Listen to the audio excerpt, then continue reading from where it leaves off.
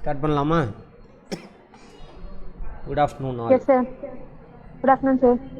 இன்றைக்கி நாம் கெமிஸ்ட்ரி பார்க்க போகிறோம். வேதியியல். எப்பயுமே ஒரு சில பேசிக் கான்செப்ட் தெரிஞ்சிருக்கணும், அது தெரிஞ்சுக்கலாம். சயின்ஸ் நிறைய பேத்துக்கு வராது, அவங்களாம் பயப்பட வேணாம். நம்ம கிளாஸை மட்டும் வாட்ச் பண்ணுங்கள். பழசு கற்றுக்கிட்டு இருக்கிறத கூட மறந்துடுங்க, நோ ப்ராப்ளம். குழந்தை தரமாக உட்காருங்க, கேள்வி கேட்டு புரிஞ்சுக்க ஆரம்பிங்க. சரியா? சரி. வேதியியல். வேதியியல்லாம் என்ன சார்? ஒரு பொருள் எதால் ஆணுச்சு, அந்த பொருள் யார் கூடலாம் சேருவாங்க, சேர்ந்தால் என்ன பொருள் கிடைக்கும் அப்படிங்கிறத பற்றி படிக்கிறது தான் அது வேதியியல். வேதியியல் மாற்றத்தினால தான் நம்ம உடம்பே உருவாயிருக்கு, தெரியுமா? வேதியியல் மாற்றத்தினால தான் நம்ம உடம்பே உருவாயிருக்கு. வேதியியல் மாற்றம் நடக்கலாம், இப்போ நம்ம உயிரோடு இருக்க மாட்டோம். சரி. வேதியியல்னால் நம்ம எல்லாம் நினச்சிக்குவோம் கெமிஸ்ட்ரிக்கு லேபில் நடக்கிறது அப்படின்னு. அப்படி கிடையாது. சரி, ஒரு சில பேசிக் திங்ஸ் பார்ப்போம். இருக்கிறதுலே வேதிவினையில் ஈடுபடக்கூடிய சின்ன பருப்பொருள் எதுனாக்கா அணு. எல்லாத்துக்கும் தெரியும். அந்த அணுவால் ஆனதான் நம்ம உடம்பலாம். ஆமாவா? அணு. இப்போ ஹைட்ரஜனாக ஹைட்ரஜன் ஒரே ஒரு அணு மட்டும் இருக்குது. ஹீலியம் அது ஒரே ஒரு அணு மட்டும் இருக்குது. இல்லை, அணுவை தான் தனிமங்கள் அப்படின்னு சொல்லுவாங்க. இங்கிலீஷில் ஆட்டம்.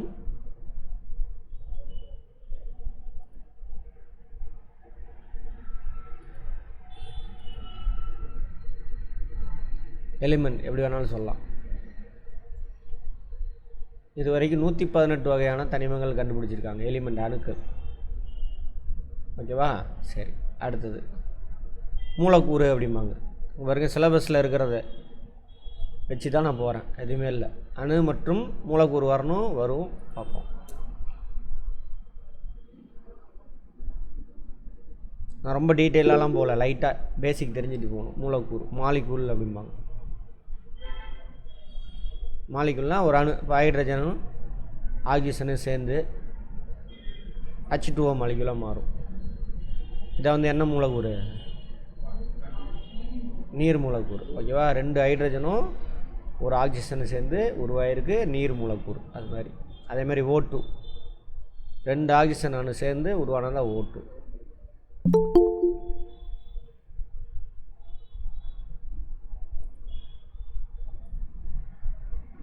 ஓகேவா? அடுத்தது அணுக்கட்டு எண் அப்படிம்பாங்க. அணுக்கட்டு எண் அப்படிம்பாங்க. அப்படின்னா ஒரு மூலக்கூறில் எத்தனை அணு இருக்குது அப்படின்னு பார்த்தா அதுதான் அணுக்கட்டு எண். ஒரு மூலக்கூறில் எத்தனை, என்ன தெரியுதுல்ல? இங்கிலீஷில் அட்டாமிசிட்டி.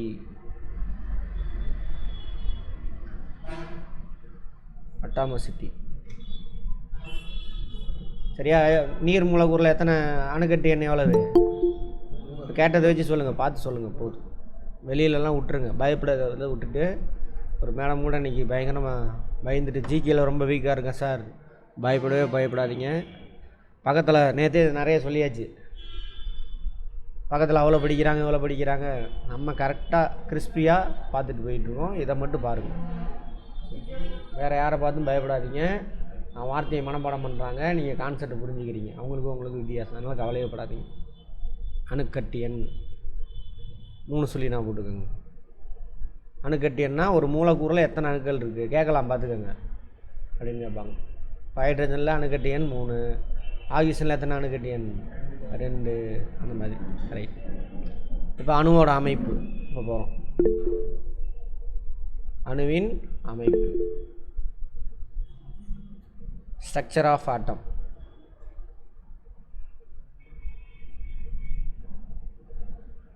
அணுவில் நடுவில் அணுக்கரு இருக்கும், அதை சுற்றி எலக்ட்ரான் ஆர்பிட்டாக இருக்கும். இங்கே எலக்ட்ரான் இருக்கும். அணுக்கருவில் புரோட்டானும் நியூட்ரானும் இருப்பாங்க. ஓகேவா? இது அணுக்கரு, நியூக்ளியஸ். அணுக்கருவில் புரோட்டானும் நியூட்ரானும் சுற்றிலும் எலக்ட்ரான் சுற்றிக்கிட்டு இருக்கும். டீட்டெயிலாக பொறுமையாக கற்றுக்கணும். டைம் இருக்குன்னா நம்ம இதில் வாட்ஸ்அப் என்னது யூடியூப்பில் ப்ளேலிஸ்ட்டில் போயிட்டு கெமிஸ்ட்ரி, அதில் ஃபஸ்ட்டு பேசிக் வீடியோஸ் பாருங்கள். ஃபஸ்ட்லேருந்து ப்ளேலிஸ்ட்டில் போயிட்டு கெமிஸ்ட்ரி போயிட்டு ஆர்டராக 1 2 3 பார்த்துக்கினா பேசிக்லாம் தெரிஞ்சுக்கலாம். ரைட். அந்த மாதிரி அணுக்கரு ஓகேவா, இங்கிலீஷில் நியூக்ளியஸ்.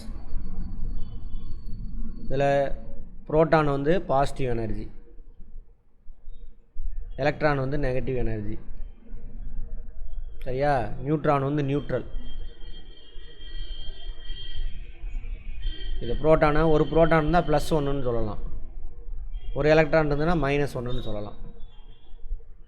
ஓகேவா, ப்ளஸ்ஸு ப்ளஸ்ஸு அட்ராக்ட் ஆகாது, ரிப்பல்ஸ் விலகி செல்லும், காந்தம் இதனால தான் விலகி ஓடுது. மைனஸு மைனஸு அதேமாரி விலகி ஓடிடும். ஒரே மாதிரி கேரக்டர் இருக்கிறது ஒன்றா இருக்காது, விலகி ஓடிடும். அடுத்தது ப்ளஸ்ஸு மைனஸ் தான் நான் அட்ராக்ட் ஆகும். காந்தம் அவன் தானே நார்த்து சவுத் வச்சா தான் நான் அட்ராக்ட் ஆகும். இதுதான் காரணம். நார்த்து சவுத்துனா வேறு யாரும் இல்லை, இந்த எலக்ட்ரான் பண்ணுற சேட்டை தான் மெயினாக. சரியா, சரி, எலக்ட்ரான் பண்ணுற சேட்டை அதெல்லாம் டீட்டெயிலாக தெரிஞ்சுக்கணும், லைஃபுக்கும் தேவைன்னா அந்த வீடியோஸ் போய் பாருங்கள் நீங்கள். அவ்வளோதான்.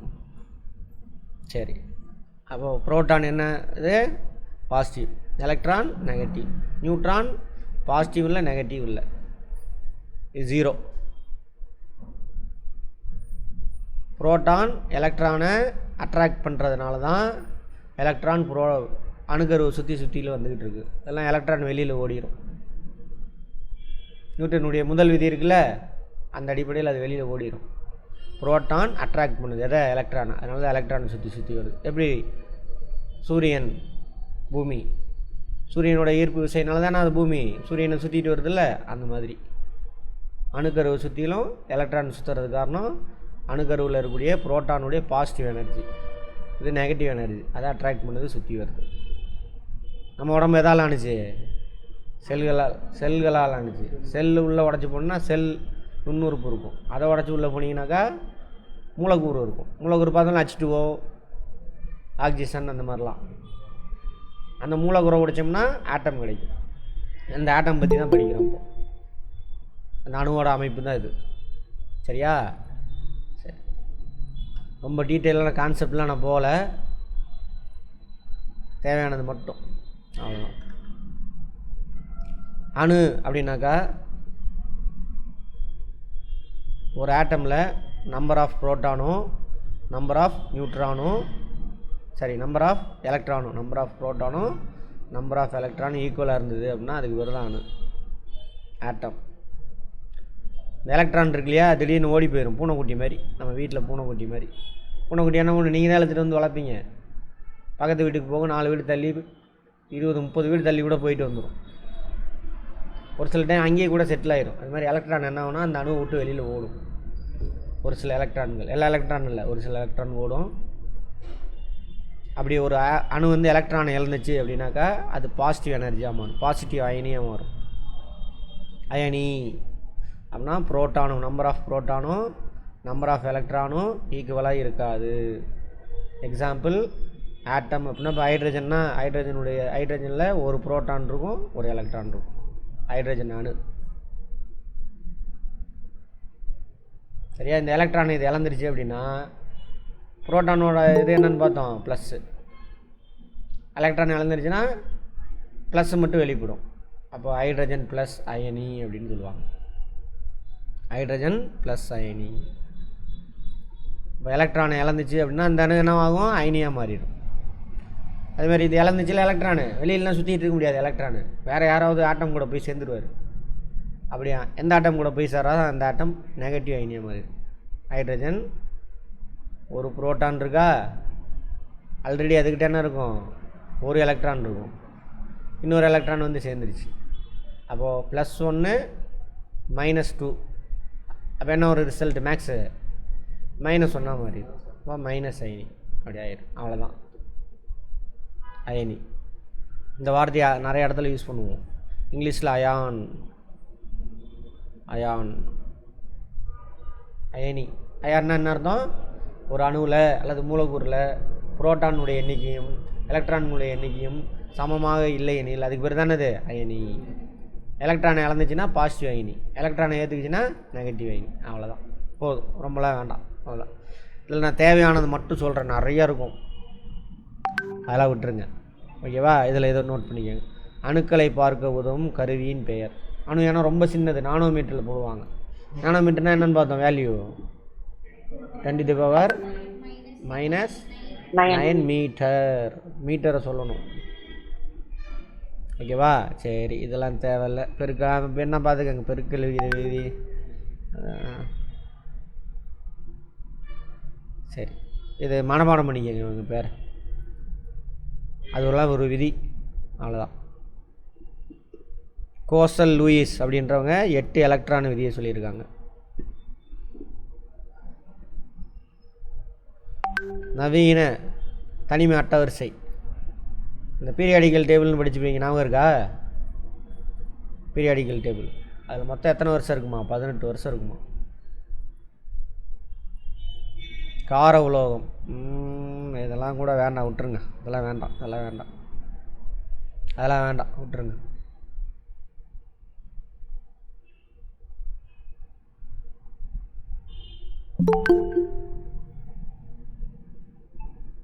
ஒரு அணுவில் புரோட்டான் எண்ணிக்கை எலக்ட்ரான் எண்ணிக்கை சமமாக இருக்கும். நம்ம சொன்னது, பேசுனது.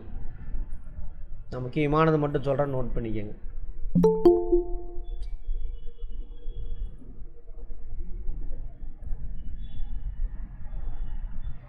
மந்தவாய்கள் நோட் பண்ணிக்க, இதெல்லாம் மந்தவாயு. இந்த கடைசி இருக்குல்ல, இதான் வரிசைன்னா இதான் 1 2 3 பீரியட்ஸ் மாதிரி மொத்தம் 18 வருஷம் இருக்கும். 7 குரூப்ஸ் இருக்கும். தொகுதி 7. இதில் இந்த கடைசியில் இருக்கிறது தான் மந்தவாய்கள். இவங்க யாரு கூடயும் சேர மாட்டாங்க, தனியாக தான் இருப்பாங்க. இப்போ பார்த்தீங்கன்னா எக்ஸாம்பிள் சொன்னாலையா, 2 ஆட்டம் சேர்ந்து வேறு மூலக்கூறாக மாறணும். இது மூலக்கூறாக மாறவே மாறாது. ஆக்சிஜன் O2 இருக்கும், ஹைட்ரஜன் H2 இருக்கும். இல்லை வேறு எப்படியாவது யாரு கூடயாவது சேர்ந்து தான் இருப்பாங்க. இவங்க மட்டும்தான் தனியாகவே இருப்பாங்க. Helium, neon, argon, krypton, xenon, ரெனான். அது வேறு என்ன, ஓஜி என்னமா இருக்காது, கெமிஸ்ட்ரி. அதில் மந்தவாய்க்கள்.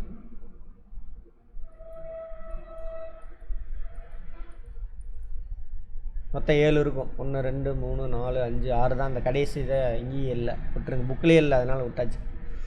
அடுத்தது வந்துட்டு உலோக போலி அப்படிம்பாங்க. உலோக போலி கேள்விப்பட்டிருக்கீங்களே? உலோகம் உள்ள அலோகம், ரெண்டோட கேரக்டர் கலந்துருக்கும். அதான் வந்து என்னது, உலோக போலி.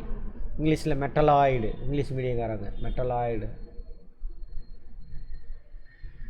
உலோக போலி, உலோக கேரக்டர் இருக்கும், அலோக கேரக்டர் இருக்கும். போரான், சிலிக்கான், ஜெர்மானியம், அர்செனிக், ஆன்டிமனி, டெல்லூரியம், இவ்வளோ தான் அந்த தனிமங்கள். 118 தனிமங்களில் 1 2 3 4 5 6 இவங்க தான் வந்து என்னது, உலோக போலிகள். அடுத்து கலவை. குடிநீர் பியூர் வாட்டராக இருந்தால் கலவை கிடையாது. அதாவது கலவைனா மிக்சர், அங்கேயே கொடுத்துருக்காம பாருங்க, இதிலே கொடுத்துருப்பாம பாருங்க. கலவைகள் கேட்பான். பியூராக ஏதோ ஒரு தனிமமோ சேர்மமோ இருந்தது அப்படின்னாக்கா அது வந்துட்டு கலவை. சரி, பியூரு. அது கூட ஏதாவது மிக்ஸ் ஆகிடுச்சுன்னா என்னது, அதுக்கு பேர் கலவை. இப்போ நம்ம குடிக்கிற தண்ணியில் என்ன ஆகுனா கால்சியம் இந்த மாதிரி மினரல்ஸ்லாம் கலந்துருக்கும். ஸோ குடிநீர் வந்துட்டு கலவை. பியூர் டிஸ்டில்டு வாட்டர் இருக்குல்ல, ரேடியேட்டருக்கெலாம் ஊற்றுறாங்கல்ல, ரேடியேட்டர் பேட்ரிக்கெலாம், அது வந்து பியூரு. சரியா? அது வந்து பியூரு. கதை மாதிரி கேட்டுட்டு வாங்க, உட்காந்து நோட்ஸ் எடுக்காதீங்க தயவு செஞ்சு. மெட்டீரியல் கையில் இருக்குது, வீடியோ 2 தடவை பார்த்தீங்கன்னா போதும். காது கொடுத்து கேளுங்க, கேட்டுகிட்டே வாங்க போதும். பாட்டு கேட்ட காதில் தானே கேட்டீங்க, மறந்துடுச்சா பாட்டு? படம் மறந்துடுச்சா? இல்லை, அது மாதிரி. ஸோ குடிநீரில் மினரல்ஸ் எல்லாம் கலந்துருக்கும். அதேமாதிரி ஆபரம் பியூர் 24 கேரட் இருக்குல்ல, அது வந்துட்டு கலவை கிடையாது, பியூரு எலிமெண்ட். அது பியூரு, எதையும் மிக்ஸ் ஆகாது. அதேமாதிரி தங்கத்தோட அந்த வாய்ப்பாடு தெரியுமா? ஏயு. வெள்ளிக்கு வந்து ஏஜி. கேட்டாலும் கேட்பாங்க, எதை வேணாலும் கேட்பாங்க, பார்த்துக்க. நம்ம ஏஜி கோல்டுன்னு போட்டுருவோம், அப்படி கிடையாது. ஏயு தான் கோல்டு, இது வந்து வெள்ளி. சரி, வெள்ளி சில்வர், ஏயு தான் கோல்டு. இந்த முக்கியமானது நம்ம லைஃப்பில் யூஸ் ஆகுது. இப்போ ஹைட்ரஜனுக்கு தெரியும், ஆக்சிஜனுக்கு தெரியும், கார்பனுக்கு சி தெரியும். அது மாதிரி முக்கியமான பொருள் கலவை. வளிமண்டலம் காற்றுன்னு சொல்கிறாங்க தப்பு தப்பாக. வளிமண்டலம்னா என்ன சார்? பூமி மேலே கேஸ் மெட்டீரியல் இருக்குது. எப்படி தண்ணீர் இருக்குது, பூமி மேலே தரையில் தண்ணி ஒட்டிக்கிட்டு இருக்கும். அது மாதிரி கேஸை வந்துட்டு மேலே இருக்குது. ஒரு ஜாகிரஃபியில் பார்ப்போம், 30,000 கிலோமீட்டர் வரைக்கும் கேஸ், அதுக்குள்ளே தான் நம்ம மாட்டிக்கிட்டு இருக்கோம். நமக்கு ஆக்சிஜன் எங்கேருந்து எடுக்கிறோம்? அந்த வளிமண்டலத்துலேருந்து தான் எடுக்கிறோம். கார்பன் டை ஆக்சைடை ரிலீஸ் பண்ணுறோம், அந்த வளிமண்டலத்துக்கு தான் போகும். அப்புறம் அந்த தாவரம் எடுத்துக்கும், அது இது எல்லாம் அப்படி. சரியா? சரி, அதான் வளிமண்டலம். அதில் நிறையா கேஸ் இருக்குது, என்னென்னு பார்ப்போம். அதிகமாக நைட்ரஜன் இருக்கும் 78%, அப்புறம் ஆக்சிஜன் 21%, இவங்களே 99% போயிடுவாங்க. மற்றவங்களாம் ஒரே ஒரு % தான், கார்பன் டை ஆக்சைட்லேருந்து எல்லாம். இதுவும் கேள்வி வரலாம், பார்த்துக்கோங்க. அப்போ வளிமண்டலத்தில் எல்லாம் கலந்துருக்கா? ஸோ வளிமண்டலம் ஒரு கலவை. மண் கலவை தான் தெரியும். பாலில் பார்த்திங்கன்னா தண்ணி இருக்குது, ஃபேட் இருக்குது, கால்சியம் இருக்குது, புரோட்டீன் இருக்குது, இன்னும் மினரல்ஸ்லாம் இருக்குது. அதெல்லாம் அது. அடுத்து தாதுக்கள், மண்ணில் இருந்து கிடைக்கிறதில்ல, அதாவது ஓர் தாதுனா இரும்பு தாது அப்படிம்பாங்க. அது பியூர் கிடையாது, இரும்பு தான் பியூரு. இரும்பு தாதில் அது மண் மாதிரி கிடக்கும். அதில் வேறு நிறையா கால்சியம் இருக்கலாம், பொட்டாசியம் இருக்கலாம், செம்பு இருக்கலாம், தங்கம் இருக்கலாம் அந்த மண்ணில். ஓகேவா? இதெல்லாம் வந்துட்டு கலவைக்கு எடுத்துக்காட்டு, நோட் பண்ணிக்கோங்க. கடல் அலை, குறுக்கலை மற்றும் எந்திர அலை. இது வேண்டாம், விட்டுருங்க. மின்காந்த அலைகள் வந்து குறுக்கலை, கடல் அலை நோட் பண்ணிக்க, மனப்பாடம் பண்ணிக்க. நான் கான்செப்ட்லாம் சொல்லலை. குறுக்கலை, எந்திர அலை கான்செப்ட் சொன்னால் நமக்கு டைம் பத்தாது. குறுக்கலை, எந்திர அலை. மின்காந்த அலை வந்துட்டு குறுக்கலை, எந்திர அலை கிடையாது. மின்காந்த அலை குறுக்கலை மட்டும்தான், எந்திர அலை கிடையாது. நோட் பண்ணி. மின்காந்த அலைனா செல்ஃபோன்லாம் நம்ம பேசுகிறோம்ல, அது மின்காந்த அலை மூலியமாக தான் பேசுகிறோம்.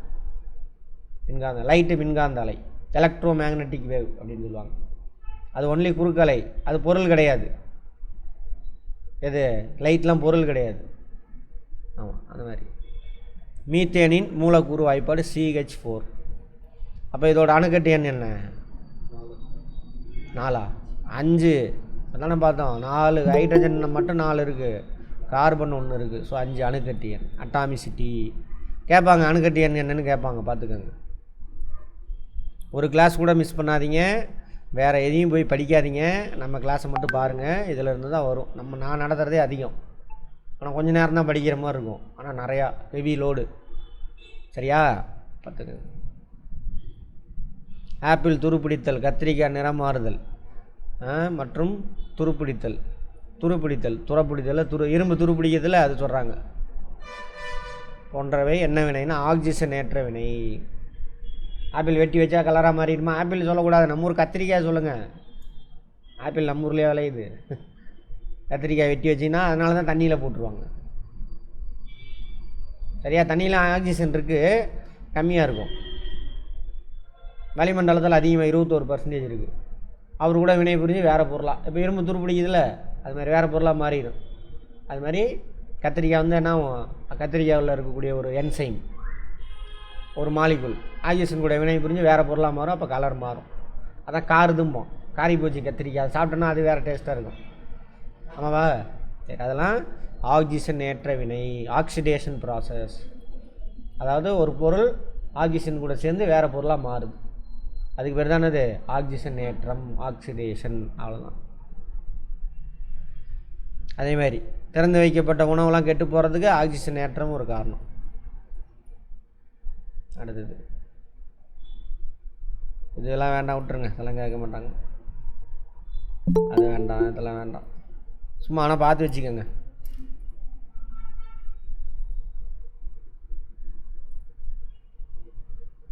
ஆபரண தங்கத்தினுடைய கேரட்டு 22. சரியா? இதோட பர்சன்டேஜ் எவ்வளோ சார்னா 91.6%. ஆபரண தங்கத்தை வந்துட்டு கலவை, அது கூட செம்பு கலப்பாங்க. சரியா? 8.4% செம்பு கலப்பாங்க. செம்பு அல்லது வேறு ஏதோ ஒன்று கலப்பாங்க. மிச்சம் இது பியூர் இருக்குல்ல, அது 24 கேரட்டு, அது 100% கோல்டு. 99.99%. ஏன்னா பியூராலாம் எதையுமே வச்சுருக்க முடியாது, அதில் ஏதாவது ஒன்று கலந்துரும். இந்த மாதிரி ஆபரண தங்கம் ஒரு கலவை, இங்கிலீஷில் மிக்சர். இந்த 91 எப்படி நாங்கள் வச்சுக்கலாம்? 916 ஹால்மார்க் அப்படின்னு சொல்லுவாங்க பாருங்கள். அதான் இதுதான் அது 916. அடுத்தது தங்கத்தோட அறிவியல் குறியீடு வெள்ளி, காப்பரு, செம்பு. காப்பர்னா குளோரின். குளோரின் எங்கே கலக்கிறாங்க?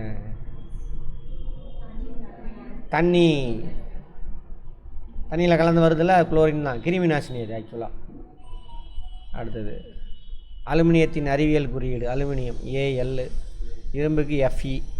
அயன் போட்டுறாதீங்க, ஐ போட்டுறாதீங்க. ஐ போட்டால் என்னது? அயோடின். இது ஃபெரஸ். இது டிஞ்சர் தெரியும்ல, ஆன்டிசெப்டிக்.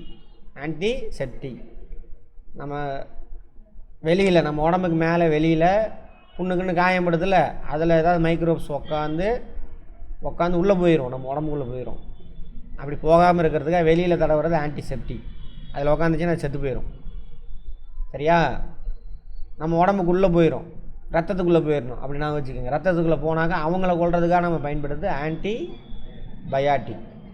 ஆன்டிபயாட்டிக். சரி, இந்த டிஞ்சர் ஆன்டிசெப்டிக்கு. சரியா? அதில் என்னென்ன கலவை இருக்குன்னா ஆல்கஹாலும் அயோடின் கலந்துரும்.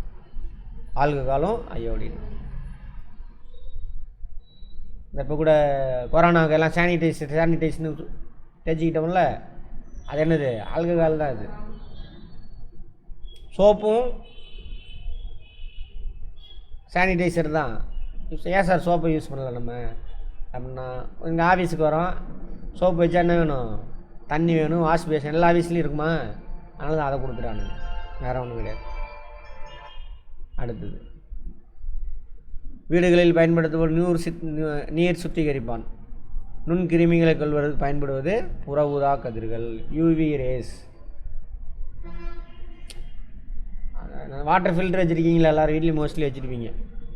அதில் அந்த கிருமிகள்லாம் கொல்றதுக்கு பயன்படுத்துகிற கிருமி இருக்கும், அதெல்லாம் கொன்றும்.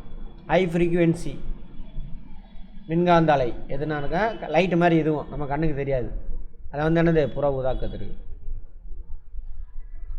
சரியா? புற ஊதா இது ஃப்ரீக்குவென்சி அதிகம், அது பட்டுச்சுன்னா நுண்ணுயிரெலாம் செத்து போயிடும். அதே மாதிரி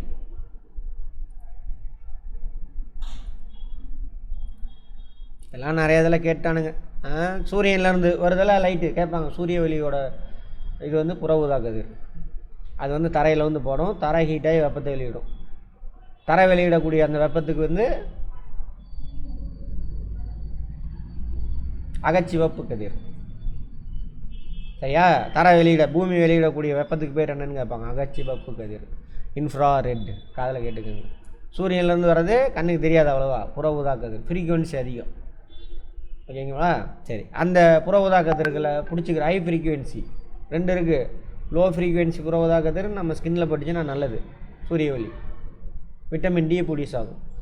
ஹை ஃப்ரீக்குவென்சி நம்ம உடம்புல பட்டுச்சுனாக்கா செல்லெல்லாம் செத்து போயிடும், ஸ்கின் கேன்சர் வரும். அந்த ஹை ஃப்ரீக்குவென்சி புற ஊதா கதிர் இருந்தால் யார் பிடிச்சிக்குவா? ஓசோன் படலம் பிடிச்சிக்கும். ஓகேவா? ரைட். அதான் நான் கேட்பாங்க, நம்மளை புற ஊதா கதிரிலேருந்து, சூரியன்லேருந்து வரக்கூடிய புற ஊதா கதிரிலேருந்து பாதுகாக்கிறது எது? ஓசோன்னா O3. O2 நாம் சுவாசிக்கிறது, O3 அந்த ஓசோன். இது 2வது அடுக்கில் இருக்கும். ஜியாகிரஃபியில் பார்ப்போம், வளிமண்டலத்தில் எந்த அடுக்கில் இருக்குது அப்படின்னு பார்ப்போம். 2வது அடுக்கில் இருக்குது. கதையாக புரிஞ்சுக்கோங்க, மனப்பாடம் பண்ணாதீங்கோ. கதை மாதிரி கேட்டுவாங்க, நோட்ஸ் எடுக்காதீங்க அங்கே யாரும். 2வது அடுக்கு. அந்த 2வது அடுக்குக்கு பேர் படை அடுக்கு. வளிமண்டலம் இருக்கு இல்லையா, அதை லேயராக பிரிப்பாங்க. அதை பற்றி ஜியாகிரஃபியில் சொல்கிறேன், டீட்டெயிலாக இங்கே வேண்டாம். நம்ம தோலில் விட்டமின் டியை உற்பத்தி செய்வது குறை அதிர்வெண் கொண்ட புற ஊதா கதிர். அடுத்தது யூவி, அதாவது யூவி ட்ரீட்டர்ம்பாங்க. வாட்டர் யூவி ட்ரீட்டர், அது மைக்ரோப்ஸை கொள்ளும், தண்ணியில் உள்ள மைக்ரோப்ஸை கொள்ளும். அதே வாட்டர் ஃபில்டரில் எக்ஸஸான மினரல்ஸ்லாம் உறிஞ்சி எடுக்கும். அந்த தொழில்நுட்பத்துக்கு பேர் என்ன சார் அப்படின்னா எதிர் சவ்வூடு பரவல். அதான் ஆர்ஓ வாட்டரான்னு சொல்கிறீங்களே, அதில் உள்ள தேவையில்லாத மினரல்ஸ்லாம் உறிஞ்சி எடுத்துருது. அதில் உள்ள தேவையில்லாத மினரல்லாம் உறிஞ்சி எடுத்துடும். அதுக்கு பேர் என்னது? இங்கிலீஷில் ஆஸ்மாசிஸ். ஆஸ்மாசிஸோட ரிவர்ஸ் என்னங்க சொன்னா, ரிவர்ஸ் ஆஸ்மாசிஸ். நம்ம உடம்புல ஆஸ்மாசிஸ் ப்ராசஸ் நடக்கும். சரி, அது வேண்டாம், இப்போ விட்டுருங்க. அடுத்தது பேரண்டத்தில் பிரபஞ்சத்தில், பிரபஞ்சம்னா ஜாகிரஃபியில் இந்த டேமை பற்றி நம்ம அங்கே புரிஞ்சுக்கலாம். பிரபஞ்சம்னா என்ன, பேரண்டம்னா என்ன, இங்கிலீஷில் வந்து யூனிவர்ஸ். அதை விட பெருசு இல்லை. சரியா? ரைட். அதில் ஹைட்ரஜன் எவ்வளோ இருக்குனாக்கா 74%. கேட்பாங்க, வார்த்தையை புரிஞ்சுக்கணும். பிரபண்டம், பேரண்டம், பிரபஞ்சம். அதில் ஒரு சின்ன டஸ்ட் பார்ட்டிக்கல் தான், கண்ணுக்கே தெரியாத டஸ்ட்டு தான் நம்ம பூமி அந்த பிரபஞ்சத்தில். சரியா? அதில் அதிகமாக இருக்கிறது எது? ஹைட்ரஜன் தான்.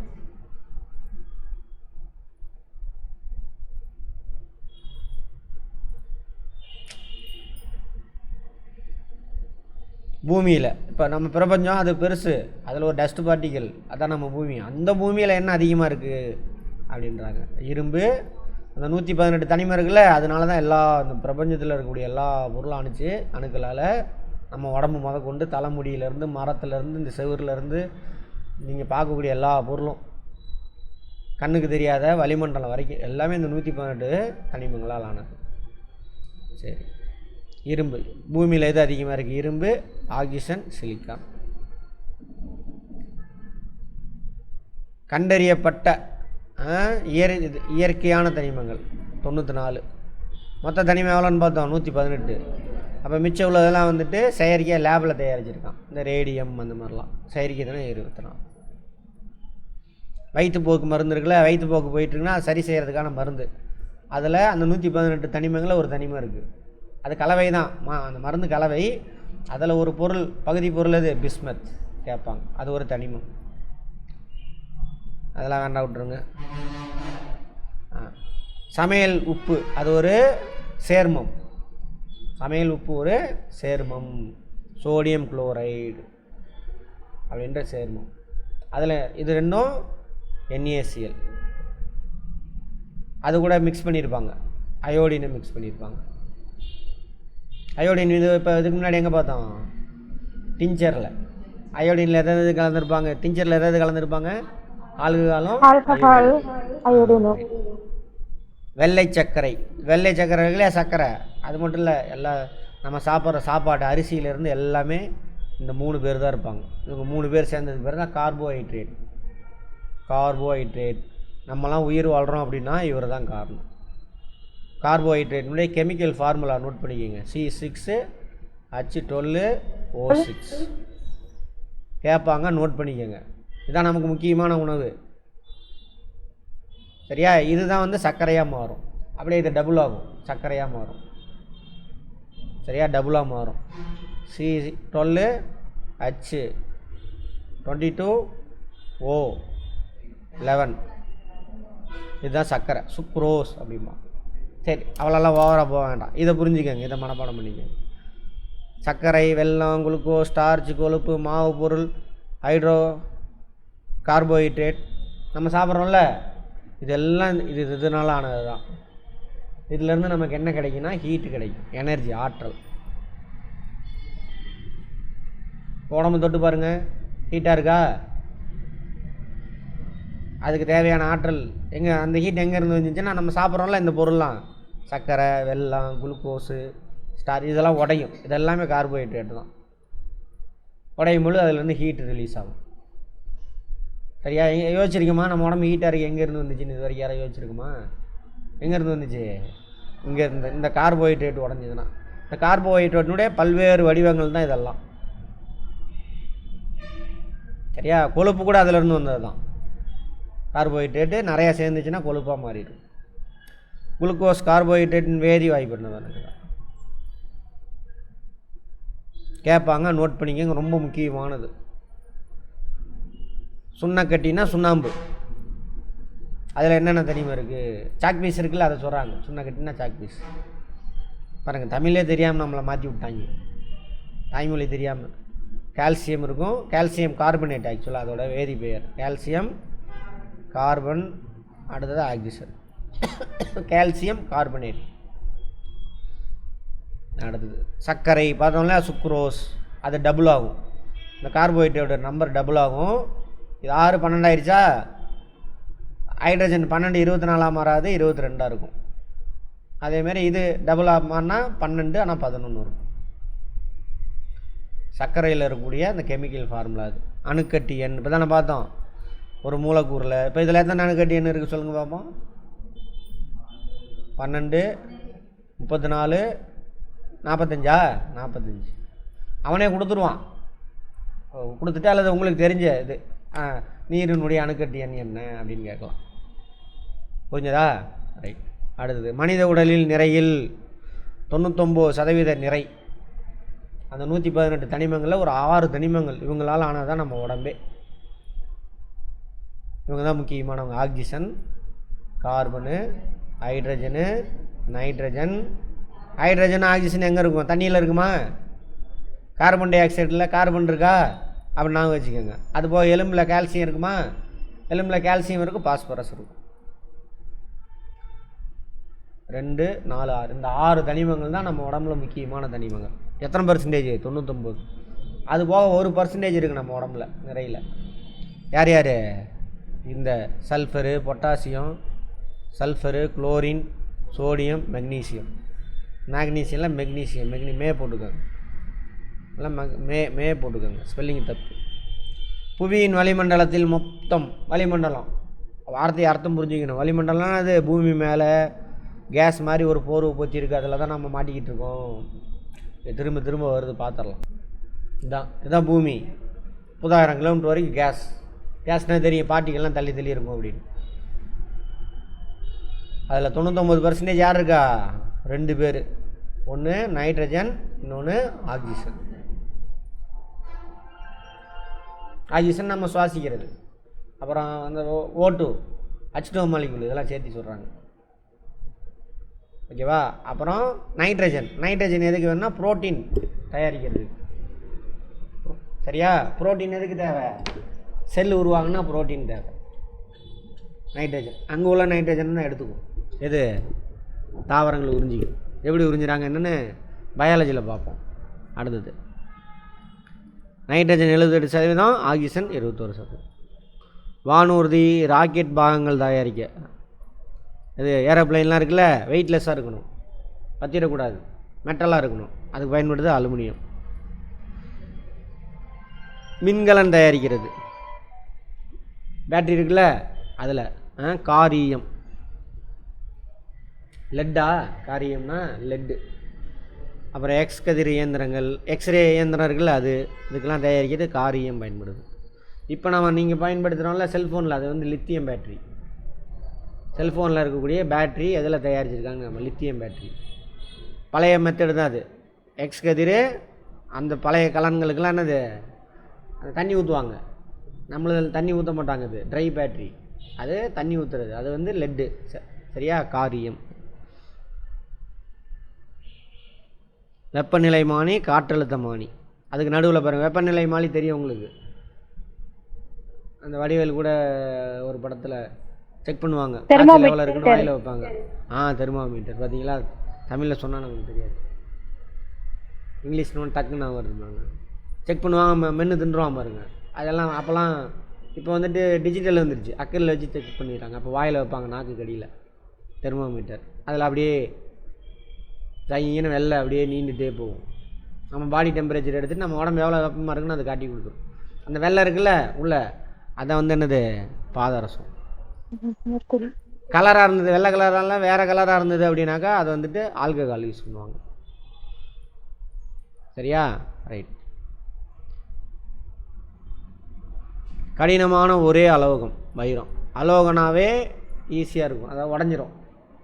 நான் மெட்டல். மண், கார்பனு, இதெல்லாம் வந்து என்னது? அலோகம்.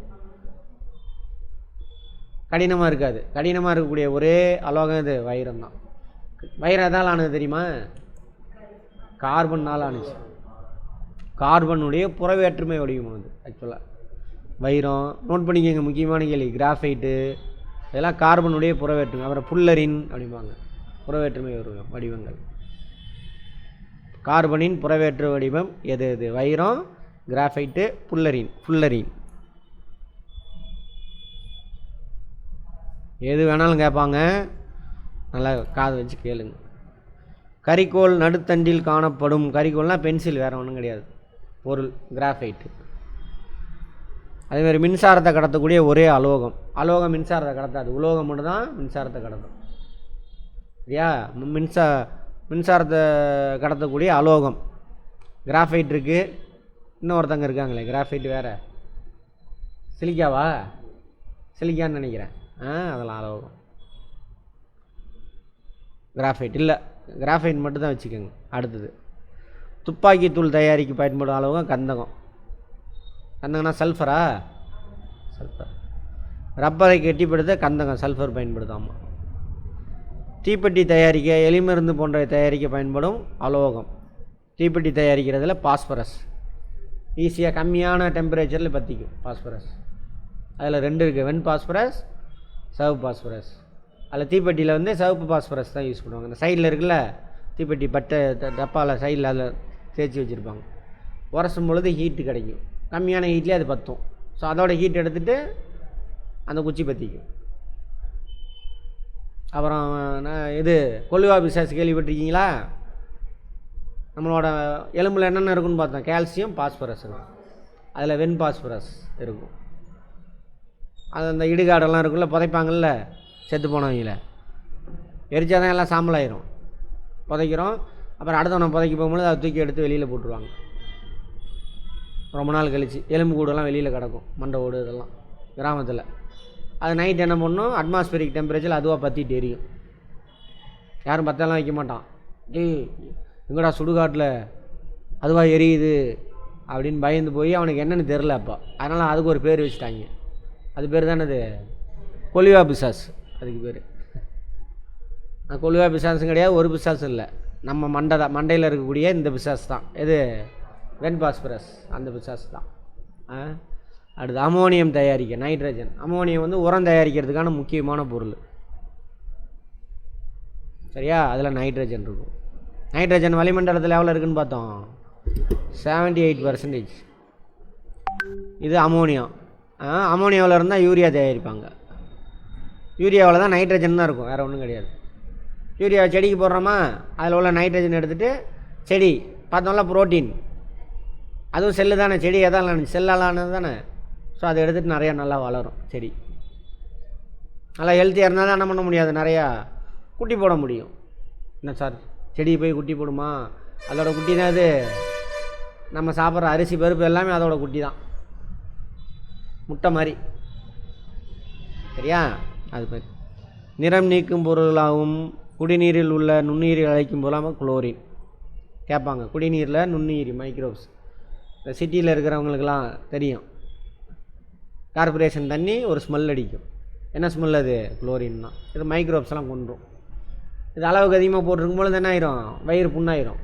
அளவுக்கு அதிகமாக போடக்கூடாது, ஒரு லிமிட் இருக்குது. ஏன் வயிறு புண்ணாகுது? நம்ம ஸ்கின் எதால் ஆணுச்சு? செல்களால் ஆணுச்சு. அந்த செல்லை கொண்டு போடும் அளவுக்கு அதிகமாக இருந்தால். அவ்வளோதான். அடுத்தது ராக்கெட்டில் எரிபொருளாக பயன்படுறது நைட்ரஜன். நைட்ரஜன் N2 எரிபொருளாக நோட் பண்ணிக்கோங்க. உலோகங்கள் உருக்கி ஒட்டவும் பயன்படும் சுடர். வெல்டிங் வைக்கிறாங்கள்ல, அது ஒரு சிலிண்டர் இப்படி பெருசாக வச்சுருப்பான். பற்ற வச்சானா ஒரு இந்த கலர் மாதிரி இருக்கும், இண்டிகோ கலரு, லைட்டாக இருக்கும், லைட் ப்ளூ. ஹை எனர்ஜி, அது ஹை ஃப்ரீக்குவென்சி. அது எதால் இந்த ஹைட்ரஜன் சுடர் தான். மின்னணு கருவியில் சிலிக்கான். மின்னணு கருவினா எலக்ட்ரானிக்கல் குட்ஸு. இந்த லேப்டாப்பு, கம்ப்யூட்டர் எல்லாத்துலேயும் இந்த ஒரு பச்சை கலரில் இருக்குல்ல மதர் போர்டு, அது வந்து என்னது? சிலிக்கான் தான். பட்ராஸு, ராக்கெட்டு, இதில் வந்து போரான், இதெல்லாம் கீழே விட்டுருங்க. நீர் மூலக்கூறின் நிறை விகிதம் என்ன அப்படின்னா, அங்கே பாருங்க, நிறை விகிதம்னா 1:8. நல்லா புரிஞ்சுக்கோங்க. நிறை மாஸ் இங்கிலீஷில் மனப்பாடம் பண்ணிக்கோங்க. நான் எக்ஸ்பிளைன்லாம் பண்ணல, அது டைம் இல்லை. பரும விகிதம்னு கேட்டாங்கன்னா என்ன எழுதணும்? 2:1. ஏன்னா இது இப்படி நான் வச்சுக்கோங்க, 2 ஹைட்ரஜன் 2 ஆக்சிஜன் 1 இருக்கும். இதை மட்டும் நான் வச்சுக்கோங்க. பரும விகிதம்னு கேட்டால் இது, நிறை விகிதம்னு கேட்டால் 1:8. ஏன்னா ஹைட்ரஜனுடைய நிறை எண் வந்து 1. 2 ஹைட்ரஜன் இருக்கா, 1 + 1 2. ஆக்சிஜனுடைய நிறை எண் 16, 8 8 16. அப்போ அடிச்சிங்கன்னா 1:8. மேக்ஸை பார்த்துக்கோங்க, மேக்ஸை போய் பாருங்கள். விகிதம்னா என்னன்னு சொல்லி கொடுத்துருப்பேன். வீடியோ பார்க்குறீங்களா? பழைய வீடியோ. வினிகரின் வேதிப்பெயர் அசிட்டிக் அமிலம். வினிகர் எங்கே யூஸ் பண்ணுறோம்? ஊறுகாய் தயாரிக்கிறது. இப்போ எல்லாத்துலேயுமே வினிகர் ஊற்றுறானுங்க. இது ஆக்சுவலாக இது ஒரு ஆசிடு, சரியா? அதுக்கெல்லாம் யூஸ் பண்ணுறாங்க.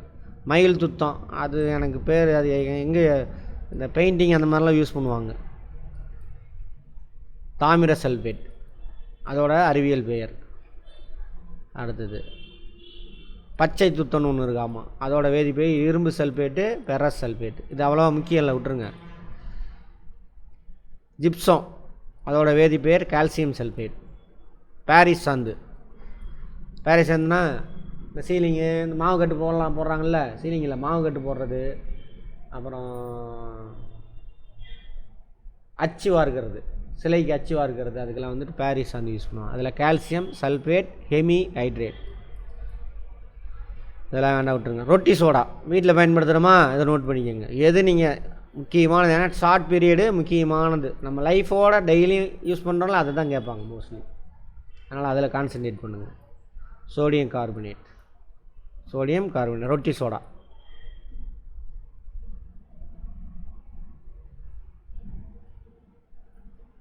தீயணைக்கும் சாதனங்களில் பயன்படுத்தாமல் ரொட்டி soda. Baking powder, baking powder இருக்குல்ல, இட்லி மாவு புளிக்கிறது, கேக்கு தயாரிக்கிறதுக்கு, அதெல்லாம் அந்த பேக்கிங் பவுடர், பேக்கிங் சோடாம்பாங்க. அதெல்லாம் யூஸ் ஆகுது. அதேமாதிரி சலவை சோடா, துணி துவைக்கிறோம்ல, அது சோடியம் பை கார்பனேட். பார்த்துக்கோங்க, ரொட்டி சோடா வீட்டில் பயன்படுத்துகிறோம், அடுப்படியில் பயன்படுத்துறது சோடியம் கார்பனேட்டு. சலவை சோடா சோடியம் பை கார்பனேட். 2 காலம் தாங்க, பை மட்டும் வருது.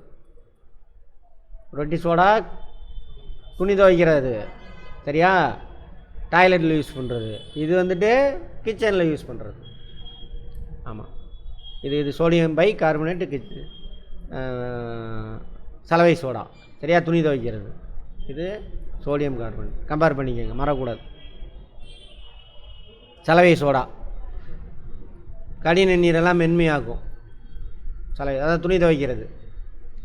அதான்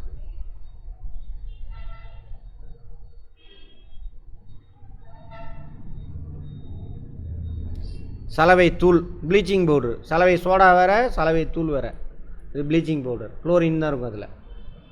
ப்ளீச்சிங், சலவை தூள்னால் bleaching powder.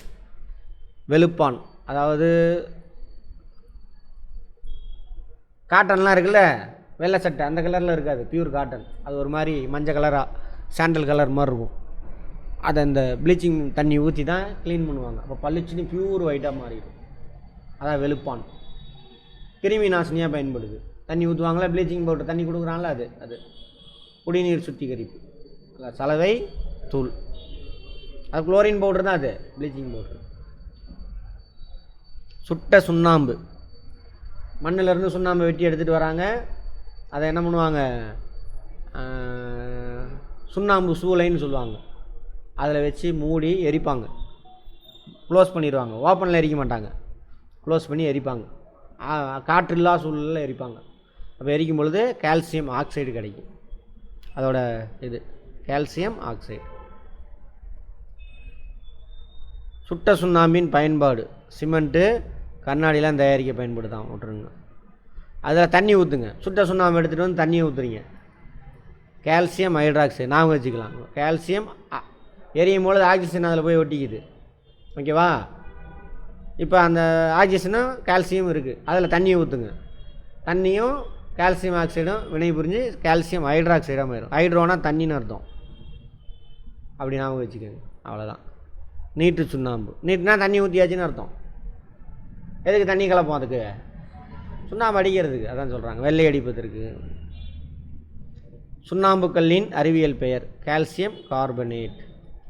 Calcium carbon oxygen, மண்ணிலேருந்து வெட்டி எடுக்கிறோம்ல, அது கால்சியம் கார்பன் ஆக்சிஜன். சுட்ட உடனே என்ன ஆகுனாக்கா, இதில் உள்ள கார்பன் ஆக்சிஜன் கூட சேர்ந்து வெளியில் போயிடுவார், சரியா? அப்போ என்ன ஆயிடும், கால்சியம் ஆக்சைடாக மாறிடும். சுட்ட உடனே இதில் உள்ள கார்பன், இப்போ எப்படி கார்போஹைட்ரேட்டில் உள்ள கார்பன் நம்ம ஆக்சிஜன் சுவாசிக்கிறோம்ல, அதில் வெளியில் வந்துடுது. அதுமாதிரி சுட்ட உடனே இது மண்ணிலேருந்து எடுக்கும்போது கால்சியம் கார்பனேட்டு, சுட்ட உடனே கார்பன் வெளியில் ஓடிடும். அப்போனா கால்சியம் கார்பனேட். தண்ணி அதில் ஊற்றுனீங்கன்னா என்ன ஆகும்? தண்ணி அதில் சேர்ந்துச்சு, கால்சியம் ஹைட்ராக்சைடு, கால்சியம் ஹைட்ராக்சைடு, நீற்று சுண்ணாம்பு, அவ்வளோதான். அடுத்தது சுண்ணக்கட்டி, சுண்ணாம்புகள்லேருந்து சுண்ணக்கட்டி, இது சாக்பீஸ், அவ்வளோதான். அறிவியலுக்கு போரான் பி, சிலிக்கானுக்கு எஸ். ஆமாம், சும்மா பார்த்துக்கோங்க. அர்சானிக்கு AS, antimony SB, tellurium TE, அதெல்லாம் ரைட். இது அடுத்தது, இதுதான் முக்கியமானது. இதெல்லாம் கூட சயின்ஸ் எல்லாமே முக்கியமான. நம்மை சுற்றி நிகழும் மாற்றம். 2 மாற்றம் இருக்குங்க. ஒன்று கெமிக்கல் மாற்றம், ஒன்று இயற்பியல் மாற்றம், இன்னொன்று வேதி மாற்றம். அதோட மூலக்கூறில் மாற்றம் நடந்துச்சுன்னா தான் அது வந்து கெமிக்கல் மாற்றம். மூலக்கூறில் மாற்றம் இல்லை அப்படின்னாங்க அது வந்து இயற்பியல் மாற்றம். இங்கிலீஷில் கெமிக்கல் சேஞ்ச், ஃபிசிக்கல் சேஞ்ச். முடி வளர்தல், பருவநிலை, விதை முளைத்தல் போன்ற வகை எந்த மாற்றத்துக்கு? மெதுவான மாற்றமா வேகமான மாற்றமா? இதெல்லாம் மெதுவாக நடக்கிறது. வேகமாக நடக்குதா மெதுவாக நடக்குதா? முடி வளர்றது வேகமாக நடக்குமா? விதை முளைக்கிறது ஸ்லோவாக. அதெல்லாம் அடுத்தது பலூன் வெடிக்கிறது, டப்புன்னு வெடிச்சிருமா? ஒரு செகண்டில் நடந்துடும். கண்ணாடி உடைகிறது, டக்குன்னு. பட்டாசு வெடிக்கிறது, காகிதம் எரிதல், இதெல்லாம் வந்து வேகமான மாற்றம். தொட்டான் சினிங்கின் துலங்கல்கள், ரப்பர் வலை நீளுதல், பனிக்கட்டி உருகுதல், இதெல்லாம் மீள் மாற்றம், மீளா மாற்றம். இப்போ ஒரு மாற்றம் நடக்குது, அது உடனே பழைய நிலைமைக்கு வந்துருச்சுன்னா அது மீள் மாற்றம். பழைய நிலைக்கு வராது உடனேலாம் அப்படின்னாக்கா அதுக்கு பேர் என்னது? மீளா மாற்றம். இங்கிலீஷில் ரெனியூபிளா இல்லை, ரிவர்சிபிள் சேஞ்ச், இர்ரிவர்சிபிள் சேஞ்ச். சரியா? இங்கிலீஷில் ரிவர்சிபிள் சேஞ்ச். இதெல்லாம் உடனே பழைய நிலைமைக்கு வந்துடும். பனிக்கட்டி உருகிற, திரும்ப ஐஸ் கட்டி எடுத்து இங்கே வச்சுருங்க, உருகி தனியாகிடுச்சு, திரும்ப அந்த டப்பா எடுத்து உள்ளே வச்சா என்ன ஆயிரும்? அவ்வளோதான். அதெல்லாம் இதெல்லாம் மீள் மாற்றங்கள். பால் தயிராக மாறுறது, உணவு செரித்தல், மாவில் இட்லி தயாரித்தல், இதெல்லாம் மீள். திரும்ப பழைய நிலைமை கொண்டு வர முடியுமா? பால் தயிராக அவ்வளோதான், சாப்பிட்டு வேறு பொருளாக தான் மாற்ற முடியும். அதெல்லாம் மீளா மாற்றம். Irreversible change.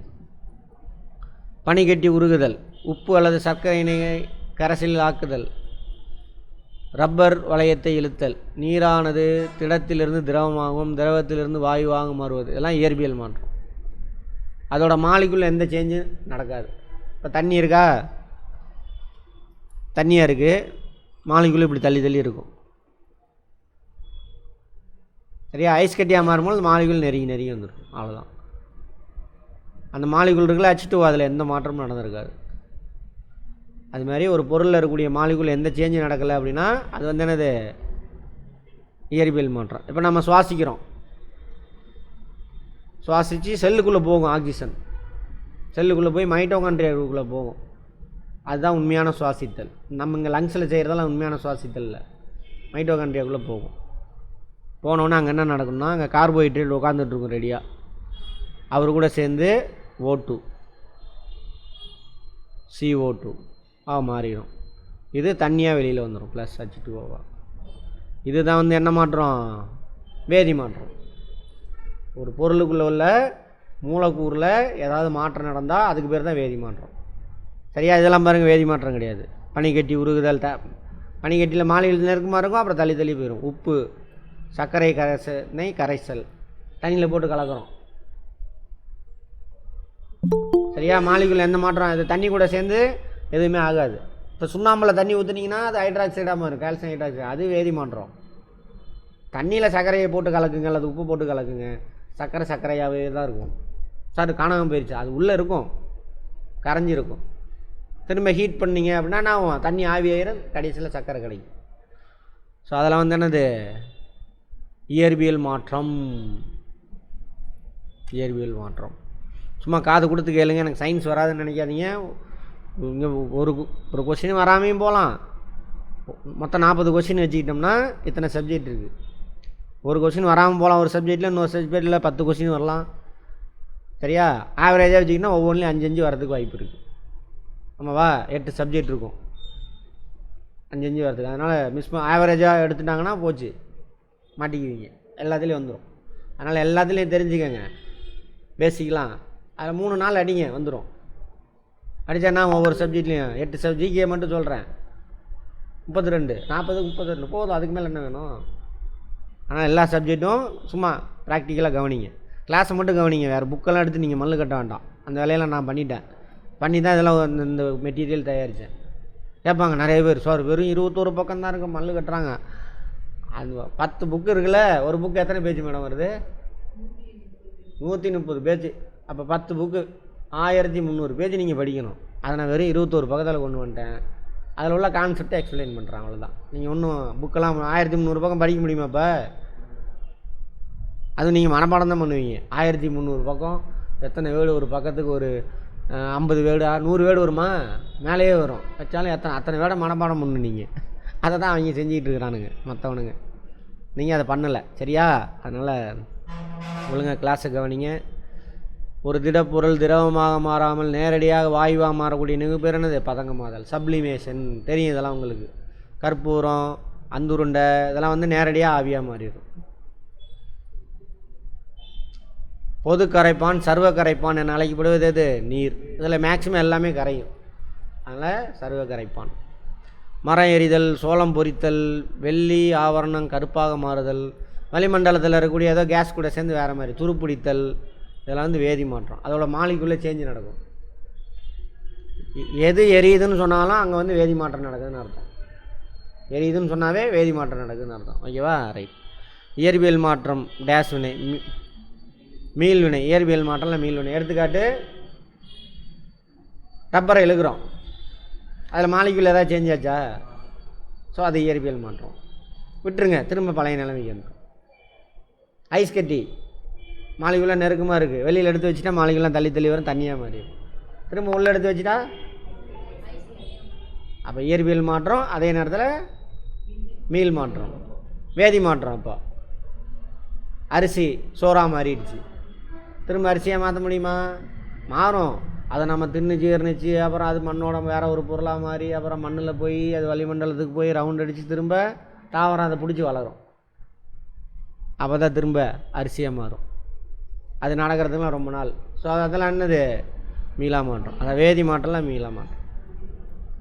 ப்ராக்டிக்கலாக கவனிங்க. கெமிஸ்ட்ரி ஒன்றும் லேபில் நடக்கிற விஷயம் இல்லை.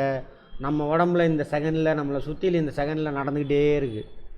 நம்ம உடம்புல அந்த கார்போஹைட்ரேட் சொன்னல, கார்போஹைட்ரேட்டும் ஆக்சிஜன் சேர்ந்து உடஞ்சி தண்ணியாகவும் கார்பன் டை ஆக்சைடு மாறலை அப்படின்னாக்கா ஹீட்டு கிடைக்காது. ஹீட்டு கிடைக்கலன்னா அடுத்த செகண்டே நம்ம ஆட்டு நின்று போயிடும். ஹீட்டு நில்லைன்னா ஆட்டு நின்று போயிடும். ஆட்டு நின்று போச்சு என்ன ஆயிடுவோம்? செத்து போயிட்டோம், அவ்வளோதான். புரியுதா? அது மாதிரி அப்படி தான் கெமிஸ்ட்ரி. கெமிஸ்ட்ரி ரொம்ப முக்கியமானது. அது மனப்பாடம் பண்ணனால என்னாச்சு? கஷ்டமாயிருச்சு. அடுத்தது காய் கனியாதல். திரும்ப கனியை காயாக மாற்ற முடியுமா? அதான். தாவரங்கள் வளருதல், உணவு சமைத்தல், பருவநிலை மாற்றம், பால் தயிராதல். ஓகே, இதில் 2-3 இது இருக்குது. அவன் கொஸ்டின் கேட்குறத வச்சு போடுங்க. விரும்பத்தக்கதா விரும்பத்தக்காதா? அதெல்லாம் நல்லது தான், விரும்பத்தக்கது. காடு அழிதல் விரும்பத்தக்கதா? விரும்பத்தக்காது. பழம் அழுகுதல், பழம் பழுத்தா ஓகே, காய் பழுத்தா ஓகே, பழம் அழுகுச்சுன்னா விரும்பத்தக்காது. அது மாதிரி அதெல்லாம் இரும்பு துருப்பிடித்தல் விரும்பத்தக்காத மாற்றங்கள். புவியின் சுழற்சி, மழை பெய்தல், அமாவாசை முதல் பௌர்ணமி வரை நிலையின் வெவ்வேறு மாற்றங்கள், இயற்கையான மாற்றங்கள். இதெல்லாம் நம்ம தானே, நம்ம எதுவும் பண்ண முடியுமா? இல்லை. சமைத்தல், காடுகள் அழித்தல், கட்டிடம் கட்டுதல் போன்ற மாற்றங்கள் செயற்கை மனிதனால் உருவாக்கப்படுறது. அங்கே 4 கொடுத்துட்டு அவன் கொஸ்டின் எப்படி கேட்குறானோ அவன் எப்படி வேணாலும் கேட்பான். கொஸ்டின் பேப்பர் எடுக்கிறவரோட அந்த நிலமை. அவரை இன்றைக்கி அதே பக்கத்தை கொடுத்து ஒரு கொஸ்டின் எடுக்க சொன்னால் ஒரு மாதிரி எடுப்பார். அதே ஆள்கிட்ட அடுத்த நாள் கொடுத்து எடுக்க சொல்லுங்கள், வேறு மாதிரி எடுப்பார்.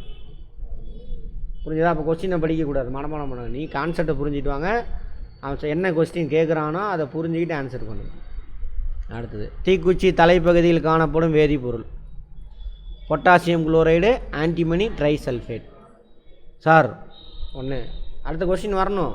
வெண்பாஸ்பரஸ்ன்னு சொன்னீங்க சார். வெண்பாஸ்பரஸ் சாரி சிவப்பு பாஸ்பரஸ் அது எங்கே இருக்கும்? அந்த பாக்ஸில். சரியா? அந்த குச்சியோட தலையில் பொட்டாசியம் குளோரைடு, ஆன்டிமனி ட்ரைசல்ஃபைடு. பக்கவாட்டில் தான் சிவப்பார். இந்த அங்கேயே இருக்குது. ஓகே.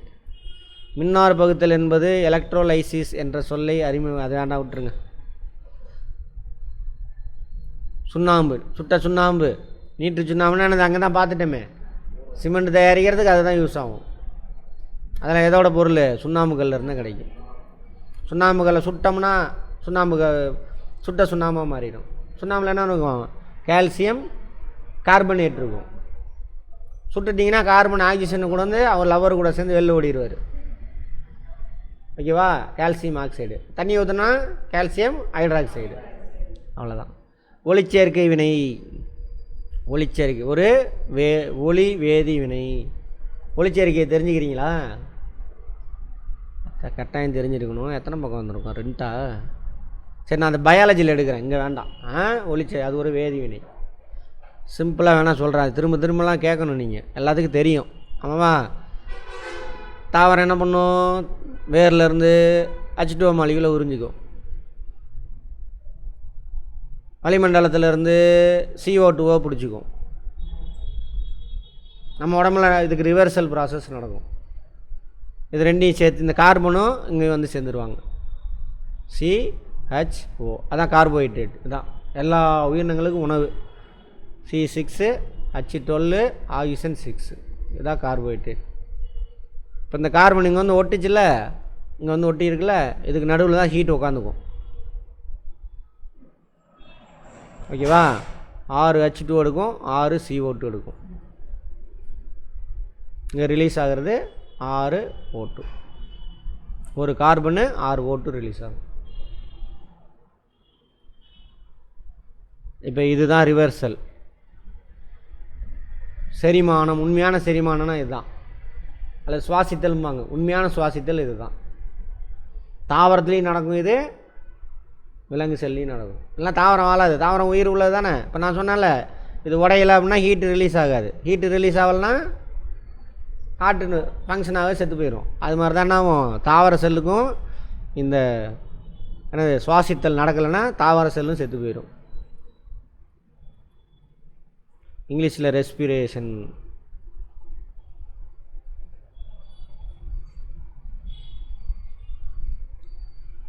எங்கே நடக்கும்னா மைட்டோகாண்ட்ரியாவில் நடக்கும்.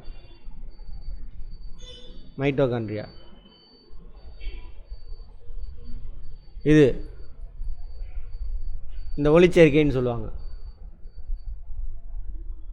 இது எங்கே நடக்கும்னா குளோரோஃபில், பச்சையத்தில் நடக்கும் ஒளிச்சேர்க்கை.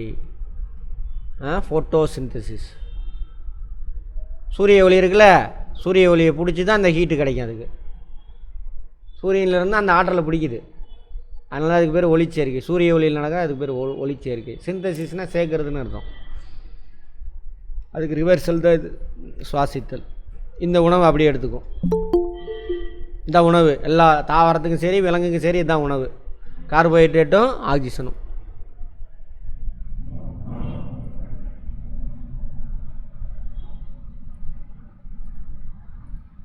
புரிஞ்சிட்டு வாங்க.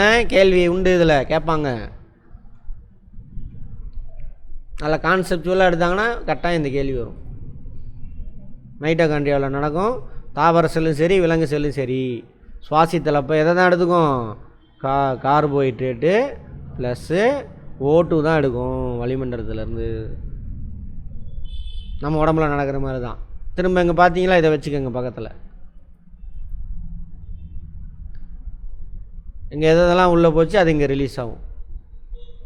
இங்கே எது வெளியில் ஒளிச்சேர்க்கையில் எது வெளியில் வந்துச்சோ அதுதான் எல்லா செல்களுக்கும் உணவு. தாவர செல்லாக இருந்தாலும் விலங்கு செல்லாக இருந்தாலும். மைட்டோகாண்ட்ரியாவில் அது நடக்கும். கார்போஹைட்ரேட் எடுத்துக்கும், வளிமண்டலத்தில் இருந்து ஆக்சிஜன் எடுத்துக்கும், ப்ளஸ் இந்த கார்பனை திரும்ப இங்கே அட்டாச் பண்ணி விட்ரும். CO2 plus O2 H2O O2 இல்லை H2O. இங்கே உள்ளே போய் ஒளிஞ்சதில் ஹீட்டு, அந்த ஹீட்டு ரிலீஸ் ஆகும். இதான் எனர்ஜி. எல்லா செல்களும் உயிர் வாழ்கிறதுக்கு எனர்ஜி. தாவர செல்லும் சரி விலங்கு செல்லும் சரி. கேட்பாங்க, தாவரம் சுவாசித்தலின் பொழுது அல்லது செரிமானத்தின் பொழுது என்ன வாயுவை எடுத்துக்கொள்ளும்னு கேட்பாங்க. எந்த வாயு? ஆக்சிஜன். கார்பன் டை ஆக்சைடு கிடையாது. எதுக்கு தான் கார்பன் டை ஆக்சைடு எடுத்துக்கும்? ஒளிச்சேர்க்கை. ஒளிச்சேர்க்கைக்கு இன்னொரு பேர் என்னது? உணவு உற்பத்தி. என்னையா வித்தியாசமாக சொல்லித்தர போயா, நீங்கள் போய் நெட்டில் வேணால் போட்டு பாருங்கள். சுவாசித்தலுக்கு பேர் ரெஸ்பிரேஷன். தப்பாக சொல்லி கொடுத்துருக்காங்க. சரியா? ஆமாம், உணவு உற்பத்தி. சொன்னாலே எல்லா உயிர்களுக்கும் அடிப்படை உணவே அது கார்போஹைட்ரேட் தான். கார்போஹைட்ரேட் கிடையாது, ஹீட்டு. அந்த ஹீட்டு நமக்கு சூரியன்லேருந்து பிடிச்சி இந்த கார்போஹைட்ரேட்டு போய் உட்காந்துக்கும். அந்த கார்போஹைட்ரேட்டு மைட்டோகாண்ட்ரியாவில் உடையும் பொழுது அந்த ஹீட்டு நமக்கு கிடைக்கும். ஓகேவா? பார்த்துக்கோங்க. ஃபேக்டர் நீங்கள் மனப்பாடம் பண்ணிக்குவீங்க. கான்செப்டுவலாக எடுத்தால் மாட்டிக்குவீங்க. அதையும் தெரிஞ்சுக்கோங்க. அதெல்லாம் நம்ம லைஃபு எக்ஸாமுக்காக மட்டும் படிக்காதீங்க. அமோனியா தயாரித்தல் முறை, ஹேபர் முறை. ஆமாம், அமோனியா தயாரிக்க எது தேவைன்னு பார்த்தோம். நைட்ரஜன். அமோனியாவிலேருந்து எது தயாரிப்பாங்கன்னு பார்த்தோம். யூரியா. அப்புறம் வேறு என்ன இருக்குது? இன்னொன்று சொல்லுவாங்களே, யூரியா. சரி, என்பிகேவா எதை சொல்லுவாங்களே, என்பிகேன்னு ஒரு உரம் இருக்கும். சரியா? அது இதெல்லாம் தயாரிப்பாங்க. இதில் தான். சரியா? இதில் என்ன இருக்குது? ஹைட்ரஜன் எதுக்கு தேவைன்னு பார்த்தோம். புரோட்டீனுக்கு தேவை. புரோட்டீன் இல்லைன்னா எந்த செல்லும் உருவாக முடியாது. செல்லே உருவாகாது புரோட்டீன் இல்லைன்னா. அடுத்தது அமோனியா தயாரித்தல் வினை வேக மாற்றி. இது வேண்டாம், இதை விட்டுருங்க. யூரியா தயாரிக்க அமோனியா தேவை. அமோனியம்னு ஒன்று கொடுப்பான், அது கிடையாது, அமோனியா. ரைட். வனஸ்பதி இருக்கு இல்லையா, டால்டா. அதில் வினை வேகம், அதை தயாரிக்கிறதுக்கு நிக்கல் தேவைப்படுதான். வினை வேக மாற்றி. இங்கிலீஷ் படிச்சிங்களாம் கோச்சிக்குவீங்களா? சரி, இங்கிலீஷில் அதாவது கேட்டலிஸ்ட் அப்படிம்பாங்க. கேட்டலிஸ்ட். உயிரி வினை வேதி மாற்றியாக ஈஸ்ட். என்சைம் பெரிய மாளிகைலாம் சின்ன மாளிகைலாம் உடைக்கிறதுக்கு பயன்படுறது. அப்படி வச்சுக்கோங்க. நம்ம உமிழ்நீர்லாம் இருக்குல்ல, அதிலலாம் என்சைம் இருக்கும். அங்கே நாளமுள்ள சுரப்பிலாம் இருக்குல்ல, அது என்சைம் தான் சுரக்கும். பயாலஜியில் பார்ப்போம். அது ஈஸ்ட் வந்து அது ஒரு வகையான பூஞ்சை. சரியா? மாவு புளிக்க வைக்கிறது அதுக்கெல்லாம் யூஸ் ஆகும். ஆப்பிள் காய்கறி நிறமாக மாறுறதுக்கு என்னது? ஆக்சிடேஷன் ப்ராசஸ்ன்னு பார்த்தோமா? கருப்பு நிறமாக மாறுவதற்கு காரணமாக அவற்றில் உள்ள என்சைம்கள் சொன்னாலே அதில் உள்ள அப்பயே சொல்லியிருப்பேன். ஆக்சிடேஷன் ப்ராசஸ் அந்த கத்திரிக்காயிலையோ ஆப்பிள்லேயோ இருக்கக்கூடிய ஒரு என்சைம். அது கூட ஆக்சிஜன் வினை புரிஞ்சு வேறு பொருளாக மாறிடும். ஆக்சிஜன் ஏற்ற வினைன்னு பார்த்தோம். அந்த என்சைம் என்ன அப்படின்னு சொல்கிறாங்க? ஆக்சிடேஸ், டைரோசின்ஸ் அப்படின்ற என்சைம்ஸ் தான். அமிலமலைக்கு காரணமான வேதிப்பொருள் சல்ஃபர் ஆக்சைடுகள், நைட்ரஜன் ஆக்சைடுகள். சல்ஃபர் டை ஆக்சைடு சொல்லலாம். சல்ஃபர்லேயே வேறு ஆக்சைடு இருக்கும். சல்ஃபர் மோனாக்சைடு இருக்கலாம், டை ஆக்சைடு இருக்கலாம், அந்த மாதிரி. அதனால மொட்டையாக சொல்லிட்டானுங்க. சல்ஃபர் எங்கேருந்து ரிலீஸ் ஆகுனாக்கா, நிலக்கரி எரிக்கிறாங்கள்ல, அங்கேருந்து ரிலீஸ் ஆகும். நைட்ரஸ் ஆக்சைடு எங்கேருந்து ரிலீஸ் ஆகும் அப்படின்னாக்கா, பெட்ரோல் டீசல்லாம் எரிக்கிறோம் வாகனத்தில், அதிலேருந்து ரிலீஸ் ஆகும். கார்பன் டை ஆக்சைடு ரெண்டுலேயுமே ரிலீஸ் ஆகும். ஓகேவா? ரைட். அமிலமலை இவங்கெல்லாம் மேலே போய் நிற்பாங்க. அதான் புது மழை பெய்யும் பொழுது மலையில் நலையாதரான்னு சொல்லுவாங்க, கேள்விப்பட்டிருக்கீங்களா? ஏன்னா அமில ஆசிடு நம்ம ஸ்கின்னில் பட்டான்னா அவன் உடம்பு தாங்காது. ஸோ காய்ச்சல் வந்துடும். புது மலையில் நலையக்கூடாது. ஆனால் 3 மாதமாக மழை பெய்யாமல் பெய்யுது இன்றைக்கி மழை. அப்போ நம்ம எவ்வளோ வண்டி ஓட்டுறோம், ஃபேக்ட்ரியில் எரிக்கிறோம், பெட்ரோலு டீசல் எல்லாத்தையும், நிலக்கரியெல்லாம், அதெல்லாம் மேலே போய் நிற்கும். அப்போ கீழே கொட்டும் பொழுது என்ன ஆகும்? தண்ணியில் கரைஞ்சி விழுகும். அப்போ அமிலத்தன்மையாக மாறிடும். பியூர் வாட்டர் வந்து அமிலத்தன்மை கிடையாது, காரத்தன்மையும் கிடையாது, அமிலத்தன்மையும் கிடையாது. ஒரு தனி பாடம் இருக்குது, பார்ப்போம், திரும்பவும் பார்ப்போம். pH 7 பியூர் வாட்டரில். சரியா? அப்புறம் விழுகும். அதில் இவங்க கலந்துட்டாங்க அப்படின்னாக்கா ரொம்ப pH லெவல் குறைஞ்சி போய் என்ன ஆயிரும்? அமிலமலையாக மாறிடுவாங்க. புவி வெப்பமயமாதலுக்கு காரணமான வேதிப்பொருள் வெப்பமயமாதல். நோட் பண்ணிங்க, க்ரீன் ஹவுஸ் கேஸ் அப்படிம்பாங்க. பசுங்குடில் வாயுக்கள். இவங்க தான் அந்த ஹீட்டை பிடிச்சி வச்சு சாயந்தரமே சூரிய ஒளி நின்றுது தானே. அதுக்கப்புறம் என்ன ஆகும்? கதப்பாக இருக்கா? யாருன்னா சூரிய ஒளியிலேருந்து கிடைச்சது தான் அந்த ஹீட்டு. இந்த வளிமண்டலத்தில் இந்த கேஸ்லாம் இருப்பாங்க, இவங்க தான் அந்த ஹீட்டை பிடிச்சி வச்சுக்குப்பாங்க, அந்த கதப்பை கொடுக்குறாங்க. அதனால் இவங்களுக்கு பேர் green house gas. Carbon dioxide, nitrous oxide, carbon monoxide, chlorofluorocarbon, methane. இங்கே பாருங்கள், அமிலமலைக்கு தேவையானது 2 பேர், நைட்ரஸ் ஆக்சைடும் சல்ஃபர் ஆக்சைடும். சல்ஃபர் ஆக்சைடு இங்கே வராது, மற்றதெல்லாம் சேர்த்திக்கணும். Carbon dioxide, nitrous oxide, carbon monoxide. Carbon டை ஆக்சைடில் இன்னொன்று, கார்பன் டை ஆக்சைடில் CO2 இருக்கும், கார்பன் மோனாக்சைடு வெறும் CO. அடுத்து குளோரோஃப்ளோரோ கார்பன். குளோரோஃப்ளோரோ கார்பன் என்ன செய்யும் தெரியுமா? இன்னொரு வேலை, பசுங்குடில் வாயுக்கள் வெப்பத்தெல்லாம் பிடிச்சி வச்சுக்குவாங்க. அது இல்லாமல் இன்னொரு வேலை, நைட்ரஸ் ஆக்சைடு அமிலமலைக்கு காரணம். இந்த குளோரோஃப்ளோரோ கார்பன் எதுக்கு காரணம்? ஓசோன் படம்லாம் இருக்குல்ல, அது ஓட்டை உலக வச்சு ஓட்டை விழுந்துடும். ஐயா ஓசோன் அழிகிறதுக்கு யார் காரணம்? குளோரோஃப்ளோரோ. ரெண்டு வேலையும் செய்வார். க்ரீன் ஹவுஸ் கேஸாக இருப்பார், ஹீட்டை பிடிச்சி வச்சு கதப்பு கொடுக்குறாரு, இன்னொன்று ஓசனையும் ஓட்டை விழுக வைக்கிறாரு. அப்புறம் மீத்தேன், இது எரிபொருள். ஆக்சுவலாக சாண எரிவாயு இருக்குல்ல, அது மீத்தேன் தான். இதுவும் வெப்பத்தை பிடிச்சி வச்சுக்கும். புரிஞ்சுதா? ரைட், அவ்வளோதான். பசுங்குடில் வாயுக்கள் எவை எத்தனை பார்த்தோம்? புவி வெப்பமயம் இவங்கள தான் பசுங்குடில் வாயு. இவங்க தான் வெப்பத்தை பிடிச்சி வச்சு கதப்பு கொடுக்குறாங்க. இவங்களுடைய நம்பர்ஸ் அதிகமாகிடுது. இப்போ கார்பன் டை ஆக்சைடு, நைட்ரஸ் ஆக்சைடில் எங்கே வாகனத்துலேருந்து ரிலீஸ் ஆகுதா? அவ்வளோ தூரம் போகாதீங்க, நம்மளை ஏமாத்துறான், நிறையா சொல்ல மாட்டேங்கிறான், சிந்திச்சிருவீங்கன்னு. நம்ம இருக்கிறோம்ல, மக்கள் மனிதர்கள் இருக்கோம்ல, நம்ம சுவாசத்தில் எது வெளியாகுது? கார்பன் டை ஆக்சைடு தானே. அப்போ பூமியில் எவ்வளோ பேர் தெரியுமா இருக்கணும்? 50 கோடி பேர் தான் இருக்கணும். ஆனால் நம்ம எத்தனை கோடி பேர் இருக்கோம்? 800 கோடி பேர். 50 கோடி பேர் ரிலீஸ் பண்ணக்கூடிய கார்பன் டை ஆக்சைடை தான் ரீப்ராசஸ் பண்ண முடியும் இருக்கக்கூடிய பிளான்ட்ஸ்னால். ஆனால் நம்ம 750 கோடி பேர் அதிகமாக இருக்கும். அப்போ முதல்ல என்ன பண்ணணும்? நிறைய பிளான்ட் வளர்க்கணும். நிறையா பிளான் அவங்க பாசிட்டிவாக சொல்லிட்டாங்க. பிளான்ட் அந்தளவுக்கு அதிகமாக வைக்கலாம், அல்லது என்ன பண்ணணும்? பாப்புலேஷனை குறைக்கணும். அதுக்குன்னு இருக்கிறவங்களாம் சாகடிக்க வேணாம், இனிமேலாம் குழந்தை பெற்றுக்கிறது கம்மி பண்ணணும். சரியா? முதல்ல அதுக்கப்புறம் இத்தனை பேர் என்ன பண்ணுறோம்? இப்போ மண்ணுக்குள்ளே புகஞ்சிக்கிற அந்த ஹைட்ரோ கார்பன்லாம் எடுத்துகிட்டு வந்து மண்ணுக்குள்ளே புகஞ்சிக்கிற ஹைட்ரோ கார்பன்னா வேறு யாரும் இல்லை, அந்த நிலக்கரி, பெட்ரோலு, டீசல், இதெல்லாம் செத்துப்போன தாவரம், விலங்கு, அவங்களோட கொழுப்பு, கார்போஹைட்ரேட் தான் என்னது? நிலக்கரி. அவங்களுடைய கொழுப்பு தான் இது பெட்ரோலு. அதை எடுத்துகிட்டு வந்து இப்போ எரிக்கிறோம், அதுலேயும் கார்போஹைட்ரேட் தான் இருக்கும், அதிலேருந்து தான் இது ரிலீஸ் ஆகும். அப்போ வளிமண்டலத்தில் உங்களுடைய நம்பர்ஸ் அதிகமாகிடும். அப்போ என்ன ஆகும்? நார்மலாக 30 டிகிரி செல்சியஸ் இருக்க வேண்டிய இடத்துல இப்போ வளிமண்டலத்தில் ஒரு 50 பேர் இருக்காங்க, 50 பேர் 30 டிகிரி செல்சியஸ் கொடுக்குறாங்க. இப்போ இது நம்மளுடைய செயல்பாட்டுனால என்ன ஆகுது? இந்த க்ரீன் ஹவுஸ் கேஸினுடைய நம்பர்ஸ் 100 ஆயிடுச்சு.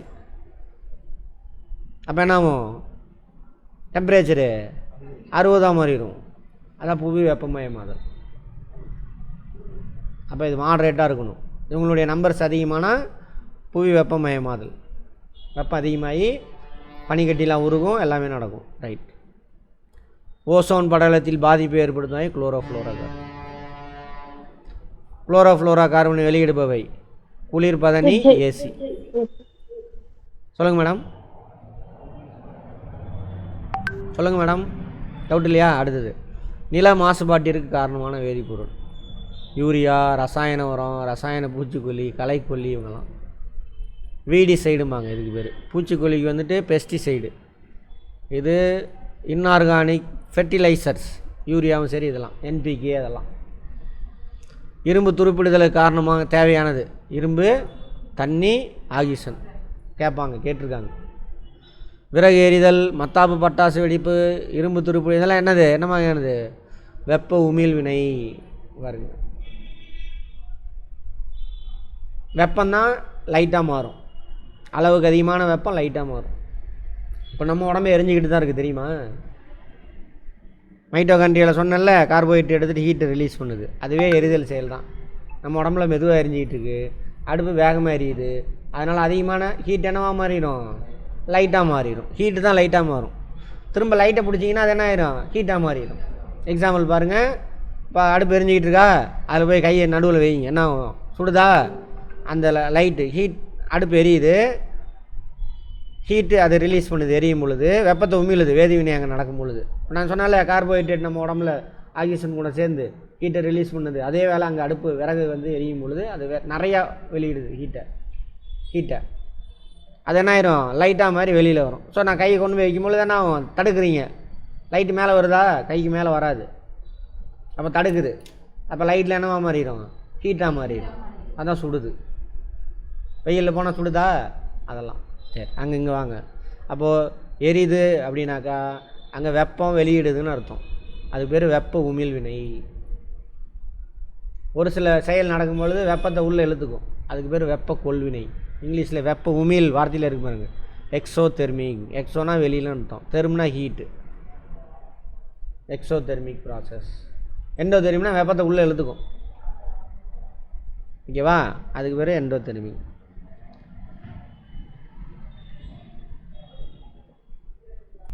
ரைட். காற்றுனா வளிமண்டலம், அட்மாஸ்பியர், அது தப்பாக யூஸ் பண்ணுறோம். காற்றுன்ற வார்த்தைக்கு அர்த்தமே வேறு, வளிமண்டலம். வளிமண்டலம்னா என்னது, வாயு நிலையில் பூமி மேலே ஒரு போர்வை மாதிரி போத்திருக்கு. அந்த வளிமண்டலத்தில் யார் யார் இருக்காங்க அப்படின்னு பார்க்குறோம். முன்னாடி பார்த்தோம்ல 78% சொன்னோன்னா எக்ஸாக்டாக 78.09% நைட்ரஜன். ஆக்சிஜன் 21% சொன்னோன்னா எக்ஸாக்டாக 20.95%. ஸோ 21% ரவுண்ட் ஆஃப் பண்ணி. மற்ற கேஸஸ்லாம் ஆர்கான். மூணாவது அதிகமான வாயு எதுனா ஆர்கான், 0.93%.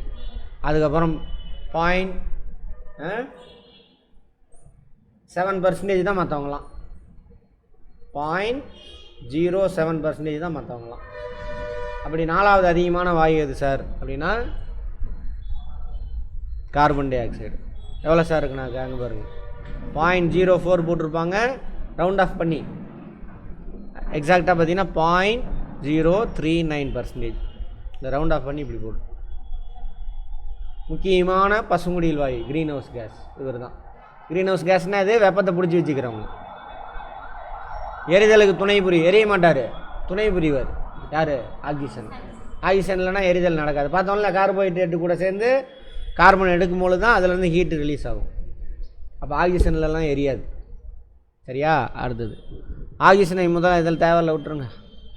உயிர் வெளி, நம்ம தானே உயிர் வெளி. உயிர் வாழணும்னா என்ன பண்ணணும், கார்போஹைட்ரேட்டு உடையணும்.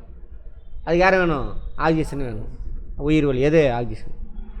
உடஞ்சாதான் ஹீட் ரிலீஸ் ஆகும். ஹீட் ரிலீஸ் ஆனால் தான் நாம் இதையெல்லாம் சுருங்கி விரியும் வாழ முடியும். வேலை நடக்கணும்னா வேணும்.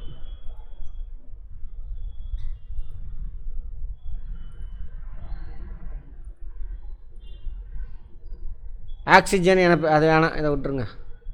புவி மேலோடு பார்ப்போம். அதாவது இப்போ வச்சுக்கோங்க, முட்டை தான் பூமின்னு வச்சுக்கோங்க.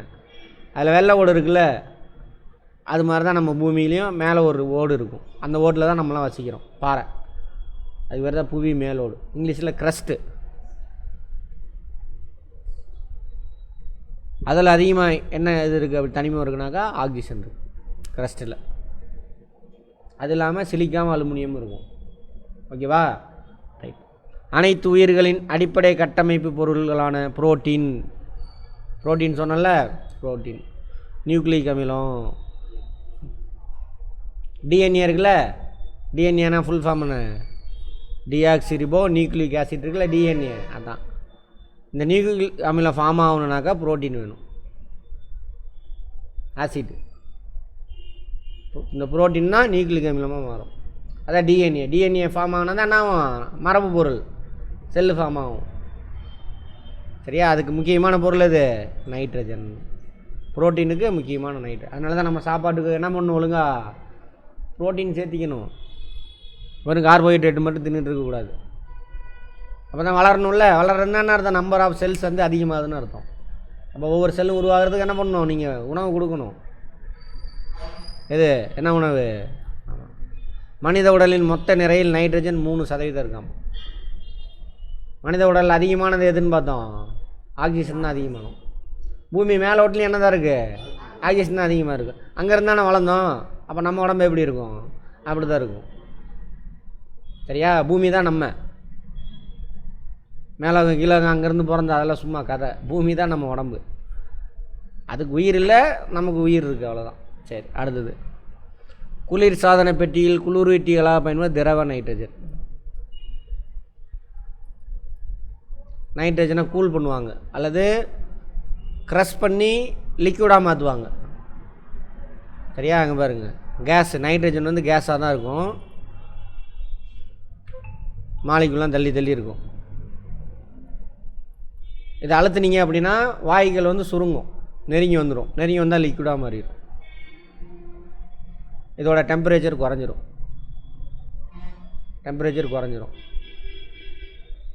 ஓகேவா? அப்போ குளூரிட்டியாக பயன்படுத்துவாங்க. தற்காலத்தில் வாகனங்கள் டயர்கள் நிரப்பப்படும் வாயு எது? நைட்ரஜன்.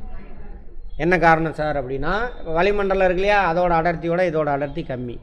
நோட் பண்ணிக்கங்க, முக்கியமான கேள்வி இதெல்லாம், கான்செப்ட். வளிமண்டலத்தோட அடர்த்தியோட இதோட அடர்த்தி கம்மி. ஸோ என்ன ஆகுனா வளிமண்டலம் இதை மிதக்க வைக்கும், நைட்ரஜனை. ஆனால் வளிமண்டலத்தில் அதிகமாக யார் இருக்கா? இவர் தான் இருக்கார். இந்த வளிமண்டலத்தில் மற்றவங்களாம் இருக்காங்கல்ல, அப்போ சேரும் பொழுது அதோட அடர்த்தியோட இதோட அடர்த்தி கம்மி. ஸோ மேலே மிதக்க வைக்கும், அப்போ லேசாகும், மைலேஜ் அதிகமாக கிடைக்கும். அதான் காரணம். வெப்பநிலை மானியில் நிரப்பப்பட்டுள்ள வாயு நைட்ரஜன் வாயு. வெப்பநிலை மானியில் என்ன யூஸ் பண்ணுவாங்கன்னு பார்த்தா பாதரசம். அது அந்த வெள்ளையாக இருக்குல்ல, அதுதான் பாதரசம். மேலே கேப் இருக்கும், அந்த கண்ணாடிக்குள்ளே கேப் இருக்கும். கேப் இருந்தால் தான் என்ன ஆகும்? இது மேலே ரைஸ் ஆகும். அந்த கேப்பில் கேஸ் அடைச்சி வச்சுருப்பாங்க, நைட்ரஜன் கேஸை. ஏன்னா வெற்றிடமாக இருந்தால் உடஞ்சி போயிடும். வெற்றிடமாக இருந்தால் வளிமண்டல அழுத்தம் இருக்குல்ல, அதனால் உடஞ்சிடும். அதனால் உள்ளே கேஸ் அடைப்பாங்க. எந்த கேஸு? Nitrogen case. திடநிலையில் உள்ள கார்பன் டை ஆக்சைடு உலர் பனிக்கட்டின்னு அழைக்கப்படும். திடநிலையில் கார்பன் டை ஆக்சைடு இருக்குல்ல, அதையும் அதே மாதிரி தான். இப்போ நைட்ரஜன் சொன்னல, அதை க்ரஷ் பண்ணும் பொழுது அதேமாதிரி கார்பன் டை ஆக்சைடை க்ரஷ் பண்ணாங்கனாக்கா அப்படியே சுருங்கி சாலிடாக மாறிடும். பக்கத்தில் நெருங்கி வந்து டெம்பரேச்சர் குறைஞ்சிரும், ஐஸ் கட்டி. அதை தான் வந்து என்ன பண்ணுவாங்கன்னா, இந்த குளிர் சாதன பெட்டியில் இதையும் யூஸ் பண்ணுவாங்க. இது அப்புறம் வேறு எங்கே யூஸ் பண்ணுவாங்கன்னா, இந்த மேலோகத்தில் மேகம்லாம் வர மாதிரி சீன் எடுப்பாங்கல்ல, அப்போ மேகம்லாம் போகும் பாருங்கள். இந்த உலர் பனிக்கட்டி தான் வெளியில் வச்சிங்கன்னா திடநிலையிலேருந்து டைரெக்டாக திரவ நிலைக்கு மாறும்.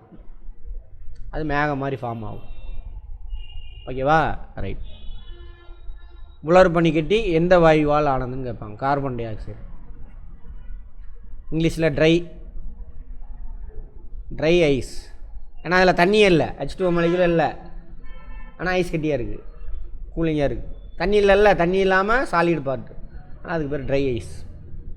வெள்ளிக்கோளின் வளிமண்டலத்தில் அதிக அளவில் காணப்படும் வாயு கார்பன் டை ஆக்சைடு. வெள்ளி 2வது கோள். ஓகேவா? அதிகமான வெப்பமான கோள் இது தான். சரியா? ஜாகிரபில் பார்ப்போம். சூரியன் ஃபஸ்ட்டு, புதன் 2வது வெள்ளி, 3வது நம்ம. 2வது சூரியன்லேருந்து வர வெப்பத்தை வச்சு தான் நல்லா ஹீட் ஆகுது. ஆனால் இதோட இதுதான் ஹீட் அதிகம். ஆனால் கார்பன் டை ஆக்சைடு வளிமண்டலத்தில் அதிகமாக இருக்குன்றாங்க. அதுமாதிரி குளிர்பானம் உடச்ச கேஸ் ரிலீஸ் ஆகுதுல்ல, என்ன gas? Carbon dioxide. Carbon dioxide தண்ணிக்குள்ளே இது வந்து கம்மியான அமிலத்தன்மை உடையது. கார்பன் டை ஆக்சைடு தண்ணியில் கரையும் பொழுது தண்ணி என்னாகும்? அமிலத்தன்மையாக மாறும். சோடாவில் எதுவுமே கலக்க மாட்டாங்க, கார்பன் டை ஆக்சைடு அடைச்சி வச்சுருப்பாங்க, அவ்வளோதான். அழுத்தம் கொடுக்கும் பொழுது கார்பன் டை ஆக்சைடு தண்ணியில் நிறைய கரையும். ஸோ தண்ணியில் உள்ளே கரைஞ்சின்னா உள்ளே போய் மாலிகுல் நடுவில் உட்காந்துக்கும். அப்போ கார்பன் டை ஆக்சைடோட அமிலத்தன்மை அதுக்கு ஏறிடும். அப்போது சோடாவை குடிச்சிங்கன்னா லைட்டாக புளிக்கிற மாதிரி இருக்கும். கொஞ்சம் நேரம் வச்சுட்டு கேஸ்லாம் ரிலீஸ் ஆயிடுச்சு, அடுத்த நாள் எடுத்து குடிச்சு பாருங்கள், நார்மல் தண்ணி மாதிரி தான் இருக்கும். ஓகேவா? அடுத்தது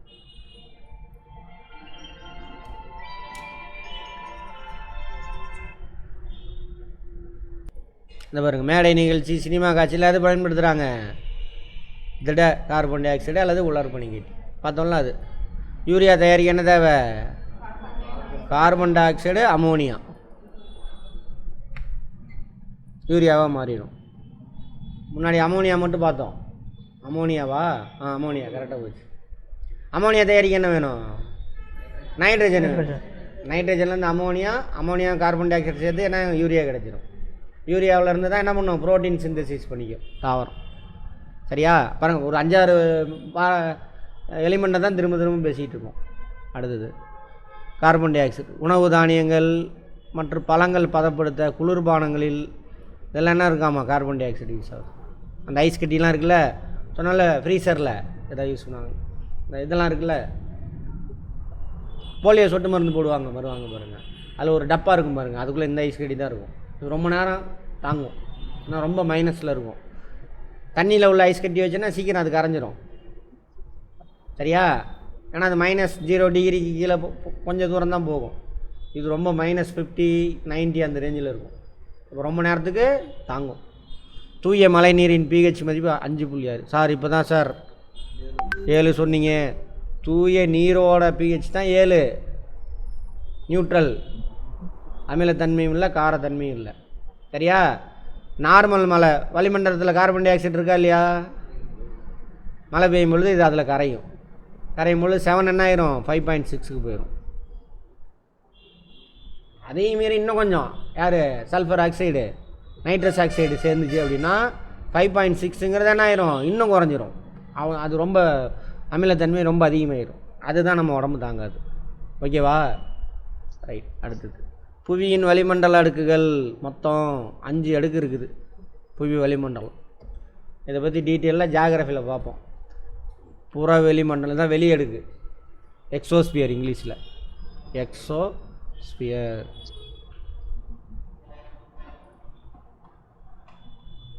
இந்த இது டீட்டெயிலாக ஜியாகிரஃபியில் பார்ப்போம். அடுத்தது அயனி மண்டலம் 2வது அடுக்கு. அயனி மண்டலம் அயனி அடுக்கு, அயனோஸ்பியர் அல்லது தெர்மோஸ்பியர்னு சொல்லுவாங்க. ஏன்னா அங்கே உள்ள கேஸ் எல்லாம் அயான்ஸாக இருக்கும். அயனினா என்னென்னு பார்த்தோம், அப்போ தானே பார்த்தோம். ஒரு அங்கே இருக்கக்கூடிய ஆட்டமில் அல்லது மாலிகுலில் எலக்ட்ரானும் புரோட்டானும் ஈக்குவலாக இருக்காது. அதெல்லாம் அயனியாக இருக்குது. அடுத்தது நைட்ரஜன், இது வேண்டாம், அதை விட்டுருங்க.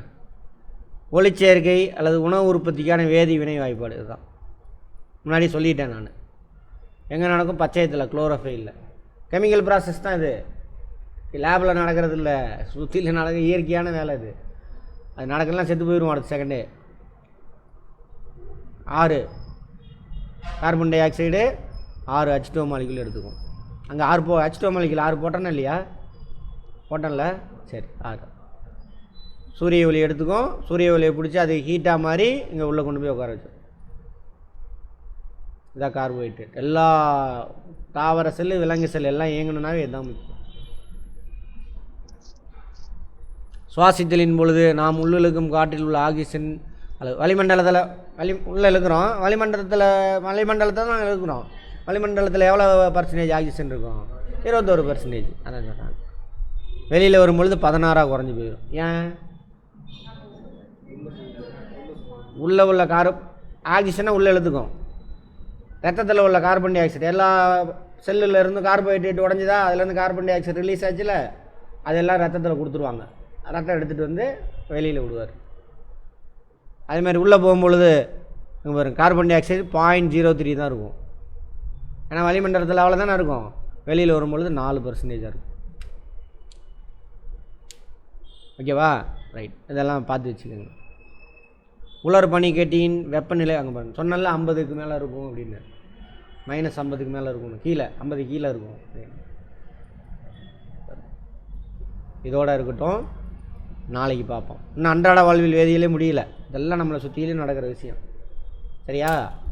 இப்போ சினிமாலாம் பார்க்குறீங்க, இப்படி கம்பேர் பண்ணணும். அங்கே புகை வர சீன் ஆகாயத்தில் போயிட்டுருக்கிறாரு. என்ன படம்? இந்திரலோகத்தின் அழகப்பண்ண அதெல்லாம் பார்த்துருப்பீங்களே. ஆமாம். என்னடான்னு கேட்கணும் கேள்வி. என்னது? உலர் பனிக்கட்டி கார்பன் டை ஆக்சைடை ஐஸ் கட்டியாக மாற்றி வச்சுருக்கிறானுங்க. அதுதான் புகையாக மாறி போகும். அதுவும் எப்படி மாறும் அப்படின்னா, அது பயங்கர கூலிங்காக இருக்கா, அந்த கார்பன் டை ஆக்சைடு டெம்பரேச்சர் ரொம்ப கம்மியாக இருக்கும்போது ரிலீஸ் ஆகும், அப்படியே பதங்கமாதல். அப்போ இந்த அட்மாஸ்பியரில் இருக்கக்கூடிய தண்ணி இருக்குல்ல, H2O மாலிகுல், அதெல்லாம் ஒட்டிக்கிட்டு நமக்கு வெள்ளையாக தெரியும். சரியா? ரைட். அந்த மாதிரி என்ன பண்ணணும், லைஃப்பில் அப்ளை பண்ணுங்கள் எல்லாத்தையும். ஏதாவது டவுட் இருக்கா? முதல்ல பயப்படாதீங்க, நம்ம கிளாஸை மட்டும் பாருங்கள். இன்றைக்கி கூட ஒரு மேடம் ஃபோன் பண்ணி, நேற்று தான் அவ்வளோ தூரம் சொன்னேன், அங்கே வாட்ஸ்அப்பில் மெசேஜ் அனுப்புனாங்க. தயவு செஞ்சு ஃபோன் பண்ணாதீங்க, எனக்கு வாய்ஸ் மெசேஜ் போடுங்க. நான் ரிப்ளை உடனே பண்ணாட்டியும் பண்ணிடுவேன். சரியா?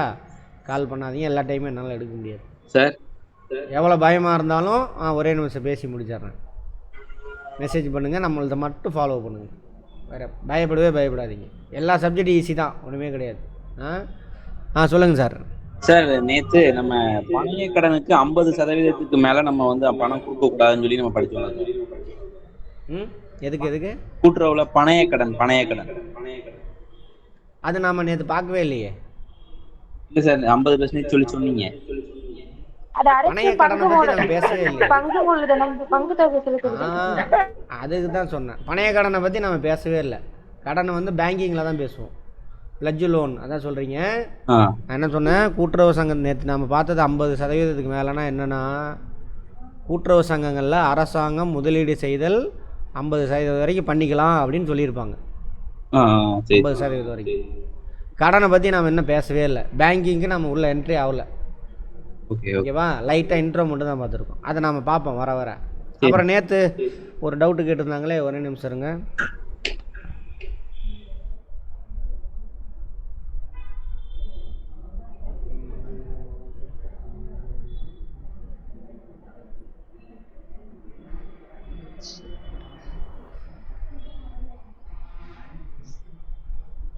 இந்த புக்கில் இருந்துச்சு சார் அப்படின்னு.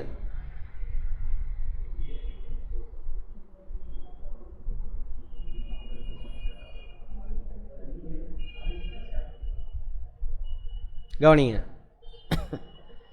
அதாவது சேம நிதி, அதாவது ரிசர்வ் ஃபண்ட், அதை பற்றி சொல்லவே இல்லையே. முக்கியமான நிதி அது, எல்லா சங்கமும் ஒதுக்கணும்.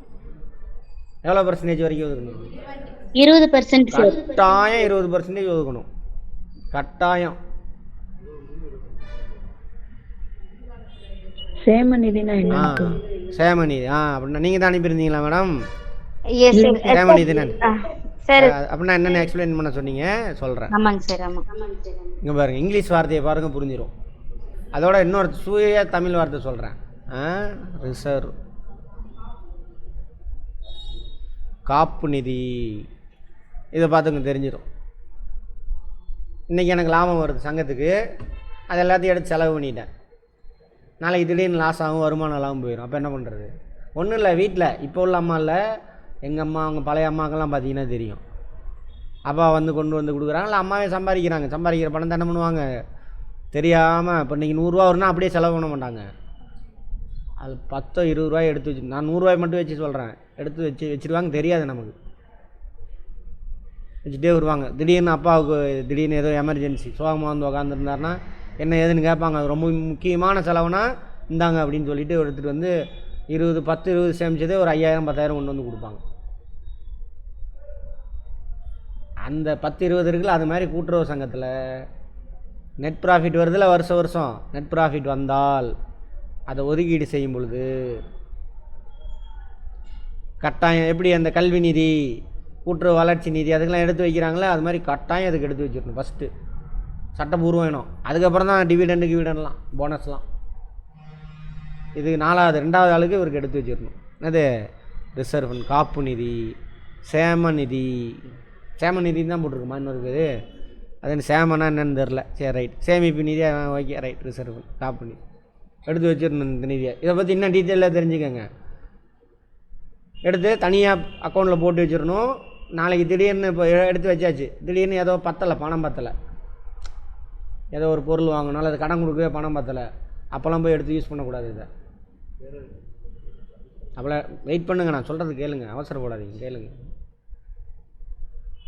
அப்போல்லாம் எடுத்து யூஸ் பண்ணக்கூடாது. இதை புரியுதா?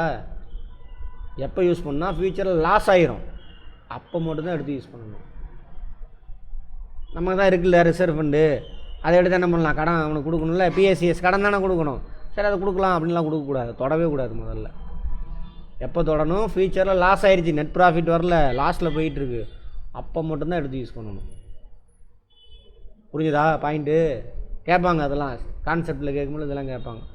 அப்பையும் ஆமாம், ஜென்ரல் பாடிகிட்ட பர்மிஷன் வாங்கணும், அதோட அவன் நிறுத்தக்கூடாது. ஜென்ரல் பாடி ஒப்புதல் கொடுக்கணும், அதுக்கப்புறம் இவர் பதிவாளர்கிட்ட பர்மிஷன் வாங்கணும், அப்போ தான் எடுத்து செலவு பண்ண முடியும்.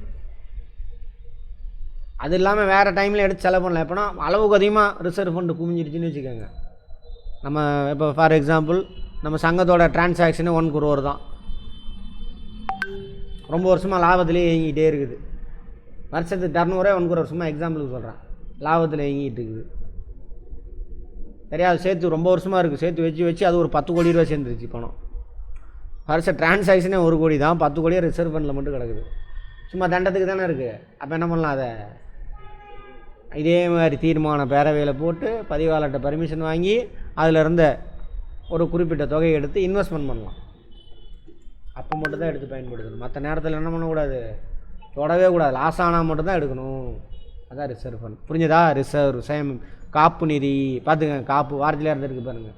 எதிர்காலத்தில் ஏற்படக்கூடிய லாஸு அந்த டைமில் சங்கத்தை காப்பாற்றணும், அதுக்காக எடுத்து வைக்கிற நிதி. அதனால தான் அதுக்கு பேர் காப்பு நிதி. ரிசர்வில் எடுத்து வச்சுட்டேன். இது சொந்த நிதியில் வரும் உங்களுக்கு. சரியா? சொந்த நிதி பார்ப்போம். இந்த இது என்னது, ஷேர் கேபிட்டலு, ரிசர்வ் ஃபண்ட், இதெல்லாம் சொந்த நிதியில் வரும். ஓகேவா? இருங்க மேடம், ஃபஸ்ட்டு அவங்க போட்டாங்க 3 சொன்னாங்க, 3 சொல்லிடுறேன். இதுவே 20% கட்டாயம் ஒதுக்கணும். 20% எப்படி எஜுகேஷன் ரிசர்ச் அண்ட் டெவலப்மெண்ட்டுக்கு 5% ஒதுக்கிட்டீங்க, அது மாதிரி 2வது இவருக்கு தான் ஒதுக்கணும். அதுக்கப்புறம் தான் மற்றதுக்கு தான் ஒதுக்கணும். அடுத்தது இன்னொன்று போட்டிருக்காங்க, கடன் நிலை நிறுத்தும் நிதி. இது வந்துட்டு கடன் சங்கங்களுக்கு மட்டும்தான், எல்லாத்துக்கும் கிடையாது. சரியா? கடன் நிலை நிறுத்தணும். அது ஏதோ 5% போட்டிருக்காங்க. கடன் சங்கங்கள் வந்து கடன் கொடுக்குறான்ல, திடீர்னு வசூலாகாது. அதுக்கு தனியாக எடுத்து வைக்கலாம். கடன் சங்கங்கள் மட்டும் இது. அது 5% வரைக்கும் அப்படின்னு இப்போ புது புக்கில் போட்டிருக்குன்னு அவங்க அனுப்பியிருக்காங்க. அதான் கடன். இது கடன் சங்கங்கள் மட்டும் ஒதுக்குவாங்க. அது கூட கேட்கலாம், கடன் அல்லாத சங்கங்கள் இதில் எந்த நிதி ஒதுக்கி தேவையில்லை அப்படின்னு கேட்கலாம். அவர் எக்ஸாமினர் கொஸ்டின் பேப்பர் செட் பண்ணுறவங்கள பொறுத்து. அடுத்து இன்னொன்று மதிப்பூதியம். மதிப்பூதியம்னா இங்கிலீஷ் வார்த்தை ஹானரோரியம் அப்படின்னு வச்சுக்கோங்க. இதில் பிரசிடெண்ட்டு, போர்ட் ஆஃப் டைரக்டர்ஸ்லாம் இருக்காங்களே, அவங்களாம் வேலை செய்கிறாங்கல்ல. பிரசிடெண்ட் டெய்லி வருவார், பார்க்கணும். அவர் வேலையை விட்டுட்டு வராருல்ல, அப்போ என்ன பண்ணணும்? நம்ம அவருக்கு ஏதாவது கொஞ்சம் வண்டி போக்குவரத்து செலவுக்காக காசு கொடுக்கணும்ல. அதான் ஹானரோரியம். சம்பளம் பெறாத ஊழியர்கள் அவங்களுக்கு ஹானரோரியம் கொடுப்பாங்க. ஹானர் மதிப்பூதியம். அதுக்கு ஒரு 10% ஒதுக்கணுமாம்மா. புது புக்கில் போட்டிருக்கதா சொல்லியிருக்காங்க. அதை எடுத்துக்கங்க. இதில் ஏதாவது கரெக்ஷன் இருந்ததுன்னா நான் மாற்றி சொல்கிறேன். ஓகேவா? ரைட். அடுத்தது மெயினாக நீங்கள் ஃபுல்லாக அட்டன் பண்ணுங்கள். இந்த கடைசி நேரத்தில் போகாதீங்க. இந்த மாதிரி டவுட்லாம் கேட்பாங்க, அதெல்லாம் எக்ஸ்பிளைன் பண்ணால் உங்களுக்கும் கிளாரிட்டி கிடைக்கும். சேமநிதி பார்த்தாச்சு. விவசாய கடன் நிலை, அது வந்து கடன் சங்கங்கள் மட்டும் மதிப்பூதியம் கொடுக்கறது. சரியா? இதில் ஆர்டிக்கல் போட்டிருப்பாங்கன்னு நினைக்கிறேன், 90, 98. பார்ப்போம், அதெல்லாம் அப்புறம் சொல்கிறேன். அடுத்தது வேறு. இப்போ கேளுங்க சார். இதை கேட்க வந்தீங்களே மேடம். சார், நம்ம வந்து கோஆபரேட்டிவ்ல பார்த்தோம் சார், ஒருவர் ஒரே நேரத்தில் 3 சங்கங்களுக்கு மேல் தலைவராகவோ தேர்ந்தெடுக்கவோ நியமிக்கப்படவோ முடியாது சொல்லியிருந்தோம் சார். கிளாஸ்ல வந்துட்டு அது 5 சங்கங்களுக்கு மேல் அப்படின்னு சொல்லி சொன்னாங்க சார். அது 5 சங்கங்களா? டைரக்டர்னு சொல்லியிருக்காங்க. உறுப்பினரா இருக்கலாம் வந்து 5 சங்கம் வரைக்கும் உறுப்பினரா இருக்கலாம். ஆனா 3 குழுவுக்கு மேல தலைவரா இருக்க முடியாது. தலைவரா உறுப்பினரா இருக்கிற உறுப்பினர் என்ன உறுப்பினர்? நிர்வாக குழு உறுப்பினர். அதை சொல்லுங்க. நிர்வாக குழு உறுப்பினரா 5 சங்கம் வரைக்கும் இருக்கலாம். ஓகேங்களா? நேற்று சொன்னாங்கன்னு நினைக்கிறேன். ஓகேங்க சார். கரெக்ட் தான். சரிங்களா? தலைவரா இருக்கிறது 3 சங்கம் மேக்ஸிமம். நீங்க சேமநிதி சொல்லுங்க மேடம். சேமநிதி சொன்னீங்கல்ல சார், சப்போஸ் சங்கம் கேக்குதுங்களா சார்? என்ன மேடம்? ஹலோ, சேமநிதி சொன்னீங்கல்ல சார், சப்போஸ் சங்கம் வந்து நஷ்டத்துல போகுது அப்படின்னா ஒதுக்க முடியாது இல்லைங்க சார்? அப்பயே கட்டாயமா ஒதுக்கணுமா சார்? அப்ப ஒதுக்க முடியாது. நீங்க தான் நஷ்டமாச்சே. நஷ்டமாகனப்ப நெட் ப்ராஃபிட்டே இல்லையே. அதான் மேடம், இங்க பாருங்க, நல்லா பாருங்க. இந்த கேள்விலாம் வரவே கூடாது. மக்கள் கொஸ்டின் இன்னும் கேளுங்க, தப்பே கிடையாது. நிகர லாப பிரிவினை மேடம், நிகர லாப பிரிவினை புரிஞ்சதா? Net profit distribution. நிகர லாபம் வந்தால்தான் பிரிவினை செய்ய முடியும். பிரிவினை செஞ்சால் தான் அதுக்கெலாம் ஒதுக்க முடியும். எதுக்குமே நீங்கள் லாபமே வரல, அங்கங்கே போய் ஒதுக்க முடியும். லாஸில் தான் காட்டிட்டு வருவாங்க. புரிஞ்சுதா? லாபம் வந்துருச்சு. இப்போ நான் இப்படி வரலாம். இப்போ வருஷத்துக்கு நான் ஒரு எனக்கு ஒரு 100 ரூபா நஷ்டத்தில் இருக்க நஷ்ட கணக்கு காட்டியிருக்கேன் போன வருஷம் வரைக்கும். ஓகேங்களா? இந்த வருஷம் எனக்கு ஒரு 10 ரூபா லாபம் வருது. இந்த 10 ரூபாயில் இந்த 3ஐயும் ஒதுக்கிடணும். கல்வி நிதி, வளர்ச்சி மற்றும் ஆராய்ச்சி நிதி, ரிசர்வ் ஃபண்ட், இது 3க்கு கட்டாயம் ஒதுக்கிடணும். மற்றதுக்கெல்லாம் நீங்கள் ஒதுக்காமல் போகலாம். அதே மாதிரி கடன் சங்கமாக இருந்தால் கடன் நிலைநிறுத்தும் நிதி, அதுக்கு ஒதுக்கிடணும். கடன் நிலைநிறுத்து நிதி எதுக்கு தெரியுதுல? நீங்கள் கொடுக்குற கடன் திரும்ப வராமல் போயிடலாம். கடன் சங்கங்கள், அதுவும் மெயினாக அந்த நீண்ட கால கடன் சங்கம் இருக்குல்ல, கிணறு வெட்டுவான், அதுக்காக கடன் வாங்கியிருப்பான், தண்ணியே வராது, அதுக்கு கிணறு பொய்த்தல் நிதினே வரும். சார் விவசாய நிலை நிறுத்த நிதியும் இதுவும் ஒண்ணுவா? என்னென்ன விவசாய நிலைநிறுத்த நிதின்னு 15 போட்டிருக்காங்க. அப்ப கடன் அளவு விவசாய நிலைநிறுத்தும் நிதியா? ஆமாங்க சார். அதுக்கு கடன் நிலைநிறுத்தும் நிதி வேற, விவசாய கடன் மேடம் அது பாருங்க அங்கேயே தான் போட்டிருக்கு. நீங்கள் ஒரு வார்த்தையை விட்டுட்டீங்க, நானும் ஒரு வார்த்தையை விட்டுட்டேன். விவசாய கடன் நிலைநிறுத்தும் நிதி, ஓகேவா? விவசாயத்துக்கு தானே கடன் கொடுக்குறான் பிஎஸ்சிஎஸ்.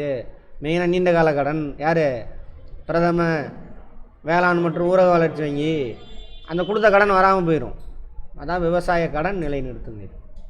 அந்த கடனுக்கு இதை எடுத்து பேலன்ஸ் பண்ணிக்குவோம். வரா கடன்லாம் வருது, பின்னாடி பார்ப்போம். எத்தனை நாள் கட்டலைன்னா வரா கடன், என்ன சொல்லுவாங்க, என்பிஏ, நான் பர்ஃபார்மிங் அசெட், அதெல்லாம் பார்ப்பேன். எல்லாமே என்னன்னு பார்ப்பேன். சரியா? கடன் நிலை எத்தனை பெர்சன்டேஜ்? 15%. அது வந்து 5%. ஆமாம். மதிப்பூதியம் 10%. Very good. வேற எதாவது கேட்டீங்களே, சொல்லிட்டுனா உறுப்பினர் எண்ணிக்கை சொல்றேன்னு சொன்னீங்களா சார்? ஆமாம். நிர்வாக குழு உறுப்பினர் எண்ணிக்கை எவ்வளோமா? தொடக்க சங்கத்துக்கும் மத்திய சங்கம். தொடக்க சங்கத்துக்கு 7லேருந்து 11. 11 பேர் சார். 7லேருந்து 17 போட்டிருக்கீங்களா சார்? அது 7. ஆமாம், அதை மாற்றிக்கங்க. அதான் நேற்று கரெக்ஷன் பண்ணோம், நீங்கள் இல்லை போட்டிருக்கு. சாரி சார், மாற்றிக்கங்க. ஓகே. 11 to 21 மத்திய சங்கம். அப்புறம் மாநில 7 to 21 மாநிலம். 7 இருக்காது, அதிகமாக இருக்கும் பாருங்க. 11 to 21. 11 to 21. 11 21 27 29. ஃபேக்டெல்லாம் நீங்கள் பார்த்துக்கங்க, மனப்பாடம் பண்ணிக்கணும். திரும்ப பார்க்கணும், எடுத்து பார்த்தீங்கன்னா இப்போ இனிமேலாம் மறக்காது. ஓகேவா? இதே டெஸ்ட் மாதிரி தான்.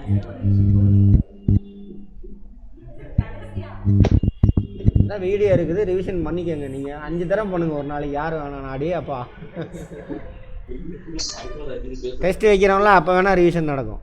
4ஆம் தேதியிலேருந்து டெஸ்ட் ஸ்டார்ட் ஆகிடும். சார் சரத்து வேற சொல்றாங்க சார், அப்படின்னா என்னங்க சரத்து? சரத்துங்கிற வார்த்தையை எங்கே பாருங்க, எங்கே போட்டிருக்காங்க மேடம்? சார் புக்ல சொல்றாங்க. 1904 சட்டத்துல 29 சரத்துக்கள்னு இருக்கும் சார். சரத்துனா ஒன்றும் இல்லை, செக்ஷன் சொல்லுவாங்க. விதினா ரூலு. ஓகேங்க சார். நம்பர் வேணாம், சீரியல் நம்பர் மேடம், வேறு ஒன்றும் கிடையாது மேடம் அது. ஓகேங்க சார். ஓகேவா? அடுத்து அதே கான்ஸ்டியூஷனாக இருந்தால் ஆர்டிகல்லும்பாங்க. ஓகேங்க. ஆர்டிகல் 1, 2, 3 அப்படின்னு சொல்லுவாங்க. அப்படின்னா ஒரு சீரியல் நம்பரு. இப்போ நான் சொல்கிறேன் உங்கள்கிட்ட, இப்போ திருக்குறளே வச்சுக்கோங்களேன். Okay sir. யாகாவாராயினும் நாகாக்க சோகாப்பர் சொல்லிழுக்கப்பட்டுன்றேன். போய் பார்த்துட்டு வாங்க, அர்த்தம் என்னன்னு சொல்கிறேன். நீங்கள் போய் தேடிட்டு இருப்பீங்களா பக்கமா? 631வது குறள் அப்படின்னு சொல்கிறேன். போய் பார்த்துடலாம்ல ஈஸியாக. அது மாதிரி இதை பற்றி இந்த சட்டத்தில் எத்தனாவது சரத்தில் அல்லது ஆர்டிக்கலில் அல்லது செக்ஷனில் ரூலில் சொல்லியிருக்காங்க சார் அப்படின்னு சொல்லலாம். நீங்கள் அப்போ எடுத்து படிக்கிறவங்க ரெஃபர் பண்ணுறவனுக்கு ஈஸியாக இருக்குது. அதுக்கு சீரியல் நம்பர் அது. Okay sir. அதுக்கு இம்பார்ட்டன்ட் கொடுத்து அந்த மாதிரி வச்சுருக்காங்க, அவ்வளோதான். ஓகேவா? இந்த வார்த்தையை வந்து ஆர்டிக்கல் அரசியலமைப்பு சட்டத்தில் யூஸ் பண்ணுவாங்க, செக்ஷனு சட்டத்தில் யூஸ் பண்ணுவாங்க. சரியா? ரூலு சட்டத்துக்குள்ளே இருக்கக்கூடிய விதிகளில் யூஸ் பண்ணுவாங்க. ரூல் 1, ரூல் 2, ரூல் 3 அப்படின்னு. இப்போ ரூல் விதி என்னங்க சார்? செக்ஷன்னா பிரிவு அப்படின்னு சொல்றோம் சார். ஆர்டிகல்னா சார்? ஆமாம் sir. Okay sir. Okay sir. அது மாற்றி யூஸ் பண்ணுவாங்க தமிழில், அதனால் இங்கிலீஷ் வார்த்தையை பிடிச்சிக்கோங்க. ஓகேங்க சார். வேற குட். சார்